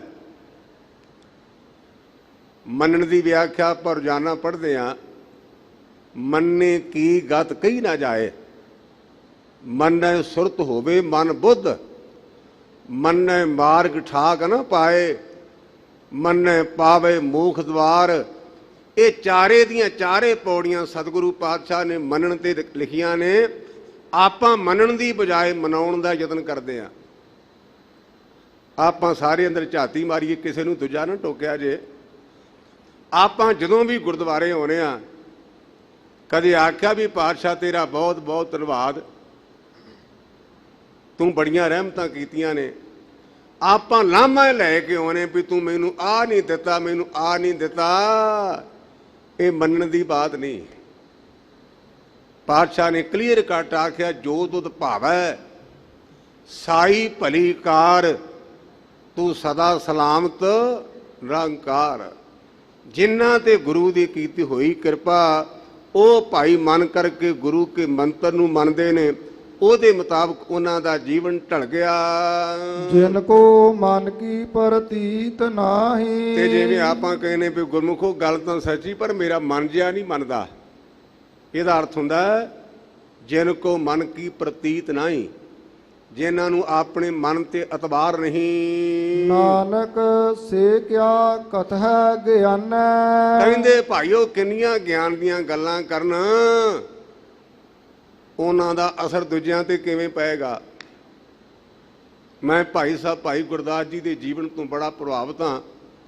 ਅੱਜ ਜਦੋਂ ਵੀ ਕਥਾ ਕਰੀਦੀ ਉਹਨਾਂ ਦੀ 12 ਦੇ ਵਿੱਚੋਂ 1-2 ਪੌੜੀਆਂ ਆਪਾਂ ਸਾਂਝੀਆਂ ਕਰਦੇ ਹਾਂ। ਉਹਨਾਂ ਦੇ ਜੀਵਨ ਦੀ ਮੈਂ ਘਟਨਾ ਪੜ੍ਹੀ। ਭਾਈ ਸਾਹਿਬ ਭਾਈ ਗੁਰਦਾਸ ਜੀ ਕਿਤੇ ਜਾ ਰਹੇ ਨੇ ਤੇ ਨਗਰ ਨਿਵਾਸੀਆਂ ਨੂੰ ਪਤਾ ਚੱਲਿਆ ਵੀ ਭਾਈ ਸਾਹਿਬ ਆਪਣੇ ਪਿੰਡ ਦੇ ਕੋਲ ਦੀ ਲੰਘੇ ਤੇ ਕਹਿੰਦੇ ਭਾਈ ਸਾਹਿਬ ਸਾਡੇ ਤੇ ਕਿਰਪਾ ਕਰੋ, ਸਾਡੇ ਨਗਰ ਟੇਕੇ 4 ਦਿਨ ਕਥਾ ਕਰੋ। ਕਹਿੰਦੇ ਗੁਰਮੁਖੋ ਅੱਗੇ ਕੋਈ ਜ਼ਰੂਰੀ ਕਾਰਜ ਹੈ। ਕਿਤੇ ਗੁਰੂ ਨੇ ਪਾਇਆ ਤੇ ਫੇਰ ਸਹੀ ਕਹਿਣ ਲੱਗੇ ਜੀ ਜੇ ਤੁਸੀਂ ਸਾਡੇ ਦੋਹਾਂ ਦੀ ਨਹੀਂ ਮੰਨਦੇ ਤੇ ਅਸੀਂ 4 ਬੰਦੇ ਇਕੱਠੇ ਹੋ ਕੇ ਹੋਰ ਕਹਦੇ ਨੇ ਤੁਹਾਨੂੰ। ਭਾਈ ਸਾਹਿਬ ਕਹਿਣ ਲੱਗੇ ਗੁਰਮੁਖੋ ਜੇ ਮੇਰੇ ਲੰਘਣ ਦਾ ਅਸਰ ਨਹੀਂ ਤੇ ਮੇਰੀ ਕਥਾ ਦਾ ਅਸਰ ਕੀ ਹੋਵੇਗਾ। ਅੱਜ ਗੁਰਮੁਖੋ ਮੈਂ ਇਹ ਕਹਿਣ ਤੋਂ ਬਿਲਕੁਲ ਗੁਰੇਜ਼ ਨਹੀਂ ਕਰਦਾ। ਅੱਗੇ ਨਾਲੋਂ ਪ੍ਰਚਾਰ ਘੱਟ ਨਹੀਂ, ਆਪਾਂ ਕਹਿੰਦੇ ਆ ਪ੍ਰਚਾਰ ਨਹੀਂ ਹੁੰਦਾ, ਬਿਲਕੁਲ ਸਾਡਾ ਭੁਲੇਖਾ ਹੈ। ਪ੍ਰਚਾਰ ਹੁੰਦਾ ਹੈ ਲੇਕਿਨ ਸਾਡਾ ਪ੍ਰਚਾਰਕਾਂ ਦਾ ਪ੍ਰੈਕਟੀਕਲ ਲਾਈਫ ਨਹੀਂ ਹੈ। ਸੱਚ ਤੇ ਹੈ ਕੌੜਾ। ਤੁਹਾਨੂੰ ਕਹਿੰਦੇ ਸੱਚ ਤੇ ਸੰਤੋਖ ਰੱਖੋ ਤੇ ਸਾਡੇ ਲਿਫਾਫੇ ਵਿੱਚ 4 ਪੈਸੇ ਘੱਟ ਪੈ ਗਏ ਤੇ ਸਾਡੇ ਮੱਥੇ ਤੇ ਤਿਉੜੀਆਂ ਪੈ ਗਈਆਂ। ਲਿਫਾਫਾ ਦਿੰਦੇ ਨੇ ਤੁਰ ਲਿਖਿਆ, ਲਿਫਾਫੇ ਵਿੱਚ 4 ਪੈਸੇ ਘੱਟ ਪੈ ਗਏ ਤੇ ਮੱਥੇ ਤੇ ਤਿਉੜੀਆਂ ਪੈ ਗਈਆਂ। ਗੱਲਾਂ ਕਰਦਿਆਂ ਭਾਈ ਮਰਦਾਨਾ ਜੀ ਦੀਆਂ, ਗੱਲਾਂ ਕਰਦਿਆਂ ਸੱਤੇ ਬਲਵੰਡ ਜੀ ਦੀਆਂ, ਗੱਲਾਂ ਕਰਦਿਆਂ ਭਾਈ ਗੁਰਦਾਸ ਜੀ ਦੀਆਂ। ਯਾਦ ਰੱਖਿਆ ਜੇ ਪਿਆਰ ਤੇ ਵਪਾਰ ਇਕੱਠੇ ਨਹੀਂ ਰਹਿੰਦੇ। ਆਪਾਂ ਵਪਾਰੀ ਬਣ ਗਏ। ਜਿਹੜਾ ਗੁਰੂ ਕੀ ਬਾਣੀ ਦੀ ਕਥਾ ਤੇ ਕੀਰਤਨ ਕਰਦਾ ਭਲਾ ਭੁੱਖਾ ਮਰੇਗਾ। ਗੁਰਮੁਖੋ ਜਿਹੜਾ ਗੁਰੂ ਕੀ ਕਥਾ ਤੇ ਕੀਰਤਨ ਕਰਦਾ ਉਹਦਾ ਤਾਂ ਰਖਵਾਲਾ ਆਪ ਹੈ। ਇੱਕ ਅੱਖਰ ਨਾਲ ਜੀਵਨ ਮੁਕਤ ਹੋ ਜਾਂਦਾ ਹੈ। ਸਤਿਗੁਰੂ ਪਾਤਸ਼ਾਹ ਸਾਡੇ ਤੇ ਕਿਰਪਾ ਕਰੇ, ਸਾਡਾ ਪ੍ਰੈਕਟੀਕਲ ਜੀਵਨ ਬਣੇ। ਮੇਰੇ ਪਾਤਸ਼ਾਹ ਕਹਿੰਦੇ ਨੇ ਭਾਈ ਜਿਨ੍ਹਾਂ ਦੇ ਆਪਣੇ ਮਨ ਨੂੰ ਯਕੀਨ ਨਹੀਂ, ਵਿਸ਼ਵਾਸ ਨਹੀਂ, ਉਹ ਭਾਵੇਂ ਕਿੰਨੀਆਂ ਗਿਆਨ ਦੀਆਂ ਗੱਲਾਂ ਕਰਨ, ਉਹਨਾਂ ਦਾ ਕੀ ਫਾਇਦਾ। ਮਹੱਲਾ ਤੀਜਾ ਗੁਰਮੁਖ ਚਿਤ ਨਾ ਲਾਇਓ। ਗੁਰੂ ਵਾਲੇ ਸਨਮੁਖ ਹੋ ਕਰਕੇ, ਗੁਰੂ ਵਾਲੇ ਪਾਸੇ ਨੂੰ ਮੂੰਹ ਕਰਕੇ ਆਪਣੇ ਚਿੱਤ ਨੂੰ ਜੋੜਿਆ ਨਹੀਂ। ਅੰਤ ਦੁਖ ਪਹੁਤਾ ਆਏ। ਯਾਦ ਰੱਖਿਆ ਜੇ ਗੁਰਮੁਖੋ ਅੰਤ ਤੋਂ ਦੁੱਖ ਦੀ ਘੜੀ ਆ ਜਾਏਗੀ। ਦੁੱਖ ਦੀ ਘੜੀ ਕਿਹੜੀ? ਗਰੜ ਪੁਰਾਣ ਵਿੱਚ ਲਿਖਿਆ ਹੈ ਕਿ ਜਦੋਂ ਬੰਦੇ ਦੀ ਜਾਨ ਨਿਕਲਦੀ ਹੈ ਨਾ ਉਦੋਂ 1 ਲੱਖ ਠੂੰਗੇ ਦੇ ਡੰਗ ਮਾਰਨ ਦੀ ਨਹੀਂ ਤਕਲੀਫ ਹੁੰਦੀ ਬੰਦੇ ਨੂੰ। ਗਰੜ ਪੁਰਾਣ ਵਿੱਚ ਇੱਕ ਜਗਰਾਵਾਂ ਦੇ ਲਾਗੇ ਰਾਮਗੜ੍ਹ ਪਿੰਡ ਹੈ, ਰਾਮਗੜ੍ਹ ਜਾਂ ਰਾਜਗੜ੍ਹ ਮੈਨੂੰ ਨਗਰ ਵਿਸ ਗਿਆ। ਮੱਘਰ ਸਿੰਘ ਸੰਤ ਮਹਾਂਪੁਰਸ਼ ਹੋਏ ਨੇ। ਉਹਨਾਂ ਨੇ ਇੱਕ ਵਾਰ ਜਗਰਾਓਂ ਆਪਣੇ ਵਿਖਿਆਨ ਵਿੱਚ ਜ਼ਿਕਰ ਕੀਤਾ ਜਿਵੇਂ ਕੋਈ ਮੂੰਹ ਥਾਣੀ ਛਾਪਾ ਪਾ ਕੇ ਸਾਡੇ ਅੰਦਰੋਂ ਖਿੱਚ ਲੈ ਤੇ ਜਿਵੇਂ ਉਦੋਂ ਦਰਦ ਹੁੰਦੀ ਇੰਨੀ ਦਰਦ ਹੁੰਦੀ ਹੈ। ਉਹ ਤਾਂ ਗੱਲਾਂ ਲਿਖੀਆਂ ਨੇ ਨਾ। ਸਾਦੀ ਜੀ ਗੱਲ ਕਿਤੇ ਨੋਟ ਕਰਿਆ ਜੇ। ਆਪਾਂ ਨੂੰ ਕਿੰਨੀ ਦਰਦ ਹੋਵੇ, ਹੱਥਾਂ ਨੂੰ ਕੜਲਾਂ ਪੈ ਜਾਂਦੀਆਂ ਨੇ, ਪੈਰਾਂ ਨੂੰ ਕੜਲਾਂ ਪੈ ਜਾਂਦੀਆਂ, ਪਰ ਨੱਕ ਨਹੀਂ ਜੇ ਮੁੜਦਾ। ਜਦੋਂ ਮਨੁੱਖ ਦੀ ਮੌਤ ਹੁੰਦੀ ਉਦੋਂ ਨੱਕ ਦੀ ਜਿਹੜੀ ਅਗਲੀ ਘੁੰਡੀ ਉਹ ਟੇਢੀ ਹੋ ਜਾਂਦੀ ਹੈ। ਸਾਦੀ ਜੀ ਗੱਲ, ਮੈਂ ਪੇਂਡੂ ਆਦਮੀ, ਮੈਨੂੰ ਡੂੰਘੀ ਗੱਲ ਨਹੀਂ ਕਰਨੀ ਆਉਂਦੀ। ਜਦੋਂ ਬੰਦੇ ਦੀ ਮੌਤ ਹੁੰਦੀ ਹੈ ਨਾ, ਉਦੋਂ ਨੱਕ ਦੀ ਕਰੂਮਣੀ ਟੇਢੀ ਹੋ ਜਾਂਦੀ, ਭਾਵ ਇੰਨੀ ਦਰਦ ਹੁੰਦੀ ਹੈ। ਮੇਰੇ ਪਾਤਸ਼ਾਹ ਕਹਿੰਦੇ ਨੇ, ਇਹਨੇ ਗੁਰੂ ਦੇ ਸਨਮੁਖ ਹੋ ਕੇ ਪਰਮਾਤਮਾ ਨੂੰ ਚੇਤੇ ਨਹੀਂ ਕੀਤਾ, ਅੰਤ ਦੁੱਖ ਦੀ ਘੜੀ ਆ ਗਈ। ਕਿਹੜੀ ਘੜੀ ਹੈ? ਅੰਦਰੋਂ ਹੋ ਬਾਹਰੋਂ ਹੋ ਅੰਧਿਆਂ। ਇਹ ਕਹਿੰਦੇ ਨੇ ਅੰਦਰੋਂ ਤੇ ਬਾਹਰੋਂ ਅੰਨਾ ਹੈ। ਕਿਸੇ ਦੀ ਨਿਗਾਹ ਨਾ ਹੋਵੇ ਤੇ ਆਪਾਂ ਬੜਾ ਕੜਾ ਸ਼ਬਦ ਕਹਿੰਦੇ ਅੰਨਾ, ਲੇਕਿਨ ਗੁਰਮਤਿ ਵਿੱਚ ਗੁਰੂ ਕੇ ਸਿੱਖ ਉਹਨੂੰ ਸੂਰਮਾ ਕਹਿੰਦੇ ਹਨ। ਕਿਉਂਕਿ ਗੁਰੂ ਗ੍ਰੰਥ ਸੱਚੇ ਪਾਤਸ਼ਾਹ ਕਹਿੰਦੇ, ਅੰਧੇ ਇਹ ਨਾ ਆਖੀਆਂ ਜਿਨ ਮੁਖ ਲੋਇਣ ਨਾ ਹੈ, ਅੰਧੇ ਸਈ ਨਾਨਕਾ ਜੇ ਖਸਮੋਂ ਕੁੱਥੇ ਜਾਏ। ਕਹਿੰਦੇ ਜਿਨ੍ਹਾਂ ਦੀਆਂ ਬਾਹਰਲੀਆਂ ਦੋ ਅੱਖਾਂ ਨਹੀਂ ਨਾ, ਇਹਨਾਂ ਨੂੰ ਅੰਨਿਆ ਨਾ ਕਹੋ। ਅੰਨੇ ਉਹ ਨੇ ਜਿਹੜੇ ਪ੍ਰਮਾਤਮਾ ਦੇ ਰਸਤੇ ਨੂੰ ਭੁੱਲ ਗਏ, ਅੰਨਾ ਉਹ ਹੈ, ਕਿਉਂਕਿ ਅੰਨਾ ਰਸਤੇ ਨੂੰ ਭੁੱਲਦਾ ਨਾ। ਇਹ ਗੁਰੂ ਗ੍ਰੰਥ ਸੱਚੇ ਪਾਤਸ਼ਾਹ ਦੇ ਬੋਲ ਨੇ। ਅੰਧੇ ਇਹ ਨਾ ਆਖੀਆਂ, ਲੋਇਣ ਕਹਿੰਦੇ ਨੇ ਅੱਖਾਂ ਨੂੰ, ਅੰਧੇ ਇਹ ਨਾ ਆਖੀਆਂ ਜਿਨ ਮੁਖ ਲੋਇਣ ਨਾ ਏ, ਅੰਧੇ ਸਈ ਨਾਨਕਾ ਜੇ ਖਸਮੋਂ ਕੁੱਥੇ ਜਾਏ। ਜਿਹੜੇ ਪ੍ਰਮਾਤਮਾ ਵਾਲੇ ਪਾਸੇ ਦਾ ਰਸਕਾ ਭੜ ਗਏ, ਉਹ ਅੰਨੇ ਹਨ ਅਸਲੀ। ਇਸ ਕਰਕੇ ਮੇਰੇ ਪਾਤਸ਼ਾਹ ਕਹਿੰਦੇ ਨੇ, ਉਹ ਅੰਦਰੋਂ ਤੇ ਬਾਹਰੋਂ ਅੰਨ੍ਹੇ ਨੇ। ਸੋਧ ਨਾ ਕਾਈ ਪਾਏ, ਜਿਨ੍ਹਾਂ ਨੂੰ ਪ੍ਰਮਾਤਮਾ ਦੀ ਭੂਰਾ ਜੀ ਨਹੀਂ ਸੋਝੀ ਨਹੀਂ। ਪੰਡਿਤ ਤਿਨ ਕੀ ਬਰਕਤੀ ਸਭ ਜਗਤ ਖਾਏ। ਇਹ ਗੁਰਮੁਖ ਪਿਆਰਾ ਕੁਵਿਦਵਾਨ ਪੰਡਤ ਸਤਿਗੁਰੂ ਪਾਤਸ਼ਾਹ ਉਹਨੂੰ ਸਮਝਾਉਂਦੇ ਨੇ, ਪੰਡਤ ਜੀ ਜਿਹੜੇ ਉਹ ਬੰਦਗੀ ਕਰਨ ਵਾਲੇ ਪੁਰਸ਼ ਨੇ ਨਾ, ਉਹਨਾਂ ਦੀ ਕਮਾਈ ਨਾਲ ਸੰਸਾਰ ਖਾਂਦਾ ਹੈ। ਮੈਂ ਇੱਕ ਮਾਫੀ ਮੰਗ ਕੇ ਗੱਲ ਕਹਿਣ ਲੱਗਾ, ਤੁਸੀਂ ਇਹ ਨਾ ਕਹੋ ਜੀ ਵੀ ਘਰ ਦੀ ਗੱਲ ਕਰ ਗਿਆ। ਮੈਂ ਇਹ ਆਮ ਕਹਿਣਾ ਨਾ ਵੀ ਜੀ ਸਾਡਾ ਚਾਚਾ ਸੰਤ ਕਰਤਾਰ ਸਿੰਘ ਬਾਣੀ ਨਾ ਪੜ੍ਹਦਾ ਤੇ ਹੋ ਸਕਦਾ ਵੀ ਅਸੀਂ ਵੀ ਸ਼ਰਾਬ ਪੀ ਕੇ ਮਰ ਜਾਂਦੇ। ਇੱਕ ਰੱਬ ਦੇ ਪਿਆਰੇ ਨੇ ਬੰਦਗੀ ਕੀਤੀ, ਇੰਨੀ ਕਮਾਈ ਕੀਤੀ ਕਿ ਉਹਨਾਂ ਦਾ ਪ੍ਰਭਾਵ ਸਾਡੇ ਤੇ ਪਿਆ, ਔਰ ਉਹਨਾਂ ਦੀ ਸੰਗਤ ਸਦਕਾ ਜੀਵਨ ਬਦਲ ਗਿਆ। ਸੰਗਤ ਸਦਕਾ ਆਪਣੇ ਆਪ ਨਹੀਂ। ਇਸ ਕਰਕੇ ਮੇਰੇ ਪਾਤਸ਼ਾਹ ਕਹਿੰਦੇ ਨੇ ਵੀ ਜਿਹੜੇ ਗੁਰਮੁਖ ਨੇ ਨਾ ਭਾਈ, ਉਹਨਾਂ ਦੀ ਕਮਾਈ ਦੁਨੀਆ ਖਾਂਦੀ ਹੈ। ਜੋ ਰਤੇ ਹਰ ਨਾਏ। ਇਹਨਾਂ ਦੀ ਗੱਲ ਹੈ ਜਿਹੜੇ ਪ੍ਰਮਾਤਮਾ ਦੇ ਨਾਮ ਨਾਲ ਰੰਗੇ ਹੋਏ ਹਨ। ਰੰਗ ਆਪਾਂ ਕਈ ਤਰ੍ਹਾਂ ਦੇ ਲਾਉਂਦੇ, ਕੋਈ ਲਾਲ ਲਾਉਂਦਾ, ਕੋਈ ਕਾਲਾ ਲਾਉਂਦਾ, ਲੇਕਿਨ ਗੁਰੂ ਰਾਮਦਾਸ ਪਾਤਸ਼ਾਹ ਰੰਗ ਦਾ ਜ਼ਿਕਰ ਕਰਦੇ ਕਹਿੰਦੇ, ਹਰ ਨਾਮਾ ਹਰ ਰੰਗ ਹੈ, ਹਰ ਨਾਮ ਮਜੀਠੇ ਰੰਗ, ਗੁਰ ਤੁਠੇ ਹਰ ਰੰਗ ਚਾੜਿਆ, ਫਿਰ ਬੋਲ ਨੋ ਵੀ ਪੰਗ। ਰਾਮ ਰੰਗ ਕਦੇ ਉਤਰ ਨਾ ਜਾਏ। ਬਾਕੀ ਦੇ ਰੰਗ ਤਾਂ ਗੁਰਮੁਖੋਂ ਲੈ ਜਾਂਦੇ ਨੇ, ਵਾਰ-ਵਾਰ ਲਾਉਣੇ ਪੈਂਦੇ ਨੇ।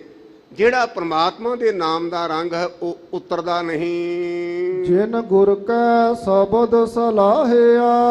ਜਿਨ੍ਹਾਂ ਨੇ ਭਾਈ ਗੁਰੂ ਦੇ ਉਪਦੇਸ਼ ਦੁਆਰਾ, ਗੁਰੂ ਦੀ ਸਿੱਖਿਆ ਦੇ ਮੁਤਾਬਕ ਉਸ ਪ੍ਰਮਾਤਮਾ ਦੀ ਸਿਫਤੋ ਸਲਾਹ ਕੀਤੀ ਹੈ, ਹਰਿ ਸਿਉ ਰਹੇ ਸਮਾਏ। ਉਹ ਗੁਰਮੁਖ ਪਿਆਰੇ ਤੂੰ ਤੂੰ ਕਰਤਾ ਤੂੰ ਹੁਆ, ਮੁਝ ਮੈਂ ਰਾਹ ਨਾ ਹੂੰ। ਜਬ ਆਪਾ ਪਰਕਾ ਮਿਟ ਗਿਆ, ਜਦ ਦੇਖਾਂ ਤਾਂ ਤੂੰ। ਉਹ ਤੂੰ ਕਰਕੇ ਪ੍ਰਮਾਤਮਾ ਦਾ ਰੂਪ ਹੋ ਗਏ, ਹਰਿ ਸਿਉ ਰਹਿ ਸਮਾਏ। ਉਸ ਪਰਿਪੂਰਨ ਪ੍ਰਮਾਤਮਾ ਵਿੱਚ ਮਰਜ ਹੋ ਗਏ, ਅਭੇਦ ਹੋ ਗਏ, ਇਕਮਿਕ ਹੋ ਗਏ। ਪੰਡਿਤ ਦੂਜੇ ਭਾਏ ਬਰਕਤ ਨਾ ਹੋਵਈ। ਪੰਡਿਤ ਜੀ ਤੁਸੀਂ ਸਿਆਣਿਓ, ਵਾਹਿਗੁਰੂ ਨੂੰ ਛੱਡ ਕੇ ਜੇ ਆਪਾਂ ਦੂਜੇ ਪਾਸੇ ਪ੍ਰੇਮ ਕਰਦੇ ਹਾਂ ਤੇ ਬਰਕਤ ਨਹੀਂ ਜੇ ਪੈਂਦੀ। ਜਿਹੜਾ ਪ੍ਰਮਾਤਮਾ ਦੂਜੇ ਭਾਵ ਤੋਂ ਭਾਵ ਦਾ ਦੁਆਇਤ ਭਾਵ, ਖਸਮ ਛੋੜ ਦੂਜੇ ਲੱਗੇ। ਮੇਰੇ ਪਾਤਸ਼ਾਹ ਕਹਿੰਦੇ, ਪੰਡਿਤ ਜੀ ਜਿਹੜੇ ਵਾਹਿਗੁਰੂ ਨੂੰ ਛੱਡ ਕੇ ਦੂਜੇ ਪਾਸੇ ਪ੍ਰੇਮ ਕਰਦੇ ਨੇ, ਉਹਨਾਂ ਦੇ ਬਰਕਤ ਨਹੀਂ ਪੈਂਦੀ। ਨਾ ਧਨ ਪੱਲੇ ਪਾਏ। ਤੇ ਪੈਸਿਆਂ ਦੇ ਵਾਸਤੇ, ਧਨ ਵਾਸਤੇ ਆਪਾਂ ਭਟਕਦੇ ਰਹਿੰਦੇ ਤੇ ਮਾਇਆ ਅੱਗੇ ਅੱਗੇ, ਅਸੀਂ ਮਗਰ ਮਗਰ, ਮਾਇਆ ਹੱਥ ਨਹੀਂ ਜੀ ਆਉਂਦੀ। ਤੇ ਜਿਨ੍ਹਾਂ ਨੇ ਨੱਕ ਵੱਢਿਆ ਉਹਨਾਂ ਦੇ ਮਗਰ ਮਗਰ, ਨਾਕੋਂ ਕਾਟੀ ਕਾਨੋਂ ਕਾਟੀ, ਕਾੜ ਕੂੜ ਕੇ ਡਾਰੇ। ਕਹੋ ਕਬੀਰ ਸੰਤਨ ਕੀ ਬੈਰਨ, ਤੀਨ ਲੋਕ ਕੀ ਪਿਆਰੇ। ਅਸੀਂ ਇਤਿਹਾਸ ਵਿੱਚ ਬਾਬੇ ਕਬੀਰ ਦੀ ਸਾਖੀ ਪੜ੍ਹਦੇ ਹਾਂ। ਕੋਈ ਮਾਇਆ ਇੱਕ ਔਰਤ ਦਾ ਰੂਪ ਧਰ ਕੇ ਕਹਿਣ ਲੱਗੀ, ਕਬੀਰ ਜੀ ਮੈਂ ਤੁਹਾਨੂੰ ਦੂਣੇ ਪੈਸੇ ਦੇਵਾਂਗੀ, ਪਹਿਲਾਂ ਮੇਰੀ ਤਾਣੀ ਤਣ ਦਿਓ। ਕਹਿੰਦੇ ਬੀਬੀ ਜੀ ਆਇਆਂ ਨੂੰ ਸਾਡਾ ਧੰਦਾ ਕੋਈ ਗੱਲ ਨਹੀਂ, ਤੁਸੀਂ ਰੱਖ ਜੋ ਆਪਣਾ ਸੂਤ, ਤੁਹਾਡੀ ਵਾਰੀ ਤੇ ਤੁਹਾਨੂੰ ਤਣ ਦਿਆਂਗੇ। ਕਹਿੰਦੇ ਜੀ ਤੀਣੇ ਪੈਸੇ ਦਿਆਂਗੇ, ਤੇ ਕਹਿੰਦੇ ਲਿਆ ਲੋਈਏ ਛੁਰੀ, ਉਹਦਾ ਨੱਕ ਤੇ ਕੰਨ ਵੜ ਦਿੱਤਾ। ਆਪਾਂ ਤਾਂ ਕਈ ਵਾਰ ਕਹਿੰਦੇ ਗਿਆਨੀ ਜੀ ਕੋਈ ਇਹੋ ਜਿਹਾ ਸ਼ਬਦ ਦੱਸੋ ਥੋੜਾ ਮਾਇਆ ਦਾ ਖੁੱਲਾ ਗੱਫਾ ਆ ਜਾਏ, ਇਹ ਸਾਨੂੰ ਆਮ ਮਿਲਦੇ ਨੇ ਆਮ ਵੀ ਗਿਆਨੀ ਜੀ ਇਹੋ ਜਿਹਾ ਸ਼ਬਦ ਦੱਸੋ ਕੋਈ ਮਾਇਆ ਦਾ ਖੁੱਲਾ ਗੱਫਾ ਆ ਜਾਏ। ਸਾਡੇ ਗੁਰੂ ਨੇ ਸਮਝਾਇਆ, ਜਾਂ ਤੂੰ ਮੇਰੇ ਵੱਲ ਹੈ ਤਾਂ ਕਿਹਾ ਮੁਸ਼ੰਦਾ, ਤੂੰ ਸਭ ਕੁਝ ਮੈਨੂੰ ਸੌਂਪਿਆ, ਜਾਂ ਤੇਰਾ ਬੰਦਾ ਉਹਦਾ ਬਣ ਗਿਓ ਨਾ, ਲਖਮੀ ਤੋਟ ਨਾ ਆਵੇ ਖਾਏ ਖਰਚ ਰਹਿੰਦਾ, ਪਰ ਉਹਨੂੰ ਆਪਣੇ ਵੱਲ ਕਰ। ਇਸ ਕਰਕੇ ਮੇਰੇ ਪਾਤਸ਼ਾਹ ਕਹਿੰਦੇ ਨੇ ਭਾਈ ਖਸਮ ਨੂੰ ਛੱਡ ਕੇ ਪ੍ਰਮਾਤਮਾ ਨੂੰ ਛੱਡ ਕੇ ਜੇ ਆਪਾਂ ਦੂਜੇ ਪਾਸੇ ਭੜਕਾਂਗੇ ਨਾ, ਇਹ ਸੰਸਾਰੀ ਧਨ ਵੀ ਪੱਲੇ ਨਹੀਂ ਪੈਣਾ। ਪੜ ਥੱਕੇ ਸੰਤੋਖ ਨ ਆਇਓ। ਲੋਕਾਂ ਨੂੰ ਸੰਤੋਖ ਦੀਆਂ ਗੱਲਾਂ ਬੜੀਆਂ ਦਸੀਆਂ, ਬੜੇ ਗ੍ਰੰਥ ਪੜ੍ਹੇ, ਪਰ ਆਪ ਨੂੰ ਸੰਤੋਖ ਨਾ ਆਇਆ। ਆਨ ਦਿਨ ਜਲਤ ਵਿਹਾਏ। ਇਸ ਪ੍ਰਕਾਰ ਦਿਨੇ ਰਾਤ ਈਰਖਾ ਦੀ ਅੱਗ ਵਿੱਚ ਸੜਦਿਆਂ ਬਤੀਤ ਹੋ ਗਏ। ਕੂਕ ਪੁਕਾਰ ਨ ਚੁੱਕਈ। ਰੌਲਾ ਪਾਈ ਜਾਂਦੇ, ਕੂਕਾਂ ਮਾਰੀ ਜਾਂਦੇ, ਇਹ ਮੁੱਕਦਾ ਨਹੀਂ। ਨਾ ਸੰਸਾ ਵਿੱਚੋਂ ਹੋ ਜਾਏ। ਜਿਹੜੇ ਸਾਡੇ ਵਿੱਚ ਕਈ ਤਰ੍ਹਾਂ ਦੇ ਵਹਿਮ ਤੇ ਭਰਮ ਪਏ ਨੇ, ਇਹ ਗੁਰੂ ਨਾਲ ਟੁੱਟਣ ਕਰਕੇ ਗੁਰਮੁਖੋ ਇਹ ਸਾਡੇ ਸੰਸੇ ਨਹੀਂ ਜਾਂਦੇ। ਤੇ ਜਿਹੜੇ ਗੁਰੂ ਦੇ ਨਾਲ ਜੁੜ ਗਏ ਉਹਨਾਂ ਨੂੰ ਕਿਸੇ ਪ੍ਰਕਾਰ ਦਾ ਸੰਸਾ ਨਹੀਂ। ਮੈਂ ਆਪ ਜੀ ਨੂੰ ਬਹੁਤ ਵਾਰ ਬੇਨਤੀ ਕੀਤੀ ਹੈ, ਇਹ ਪੜ੍ਹਿਆ ਕਰੋ, ਦੁਕਾਲੰਗ ਪ੍ਰਣਾਸੀ ਦਇਆਲੰਗ ਸਰੂਪੇ ਸਦਾ ਅੰਗ ਸੰਗੇ ਅਭੰਗੰ ਭੂਤੇ। ਮੇਰੇ ਮਾਲਕਾ ਤੂੰ ਦਇਆ ਦਾ ਘਰ ਹੈ, ਮਾੜੇ ਸਮੇਂ ਨੂੰ ਪਾਸੇ ਕਰਨ ਵਾਲਾ ਹੈ, ਤੂੰ ਨਾਲ ਹੈ ਤੇ ਮੈਨੂੰ ਕਾਹਦਾ ਘਾਟਾ। ਜਦੋਂ ਆਪਾਂ ਜਾਪ ਸਾਹਿਬ ਪੜ੍ਹਦੇ ਇਹ ਅਖੀਰਲਾ ਪੌੜੀ ਅਖੀਰਲੀ। ਇਸ ਕਰਕੇ ਮੇਰੇ ਪਾਤਸ਼ਾਹ ਕਹਿੰਦੇ ਨੇ ਭਾਈ ਉਹ ਮਨੁੱਖ ਜਿਹੜੇ ਪ੍ਰਮਾਤਮਾ ਦੇ ਨਾਲ ਟੁੱਟੇ ਨੇ, ਜ਼ਿੰਦਗੀ ਪ੍ਰਧਾਨ ਸੰਸਿਆਂ ਵਿੱਚ ਕੂਕਦੇ ਮਰ ਗਏ, ਮੁੱਕ ਗਏ। ਨਾਨਕ ਨਾਮ ਵਿਹੂਣਿਆ। ਸਤਿਗੁਰੂ ਪਾਤਸ਼ਾਹ ਕਹਿੰਦੇ ਨਾਮ ਤੋਂ ਖਾਲੀ ਮੂੰਹ ਕਾਲ ਉੱਠ ਜਾਏ। ਗੁਰਮੁਖ ਦਰਗੇ ਸੁਰਖਰੂ ਬੇਮੁਖ ਮੁਖ ਕਾਲਾ। ਇਸ ਪ੍ਰਕਾਰ ਦੁਨੀਆ ਤੋਂ ਮੂੰਹ ਕਾਲਾ ਕਰਕੇ ਦੁਨੀਆ ਤੋਂ ਉੱਠ ਗਏ। ਪੌੜੀ ਹਰ ਸੱਜਣ ਮੇਲ ਪਿਆਰੇ।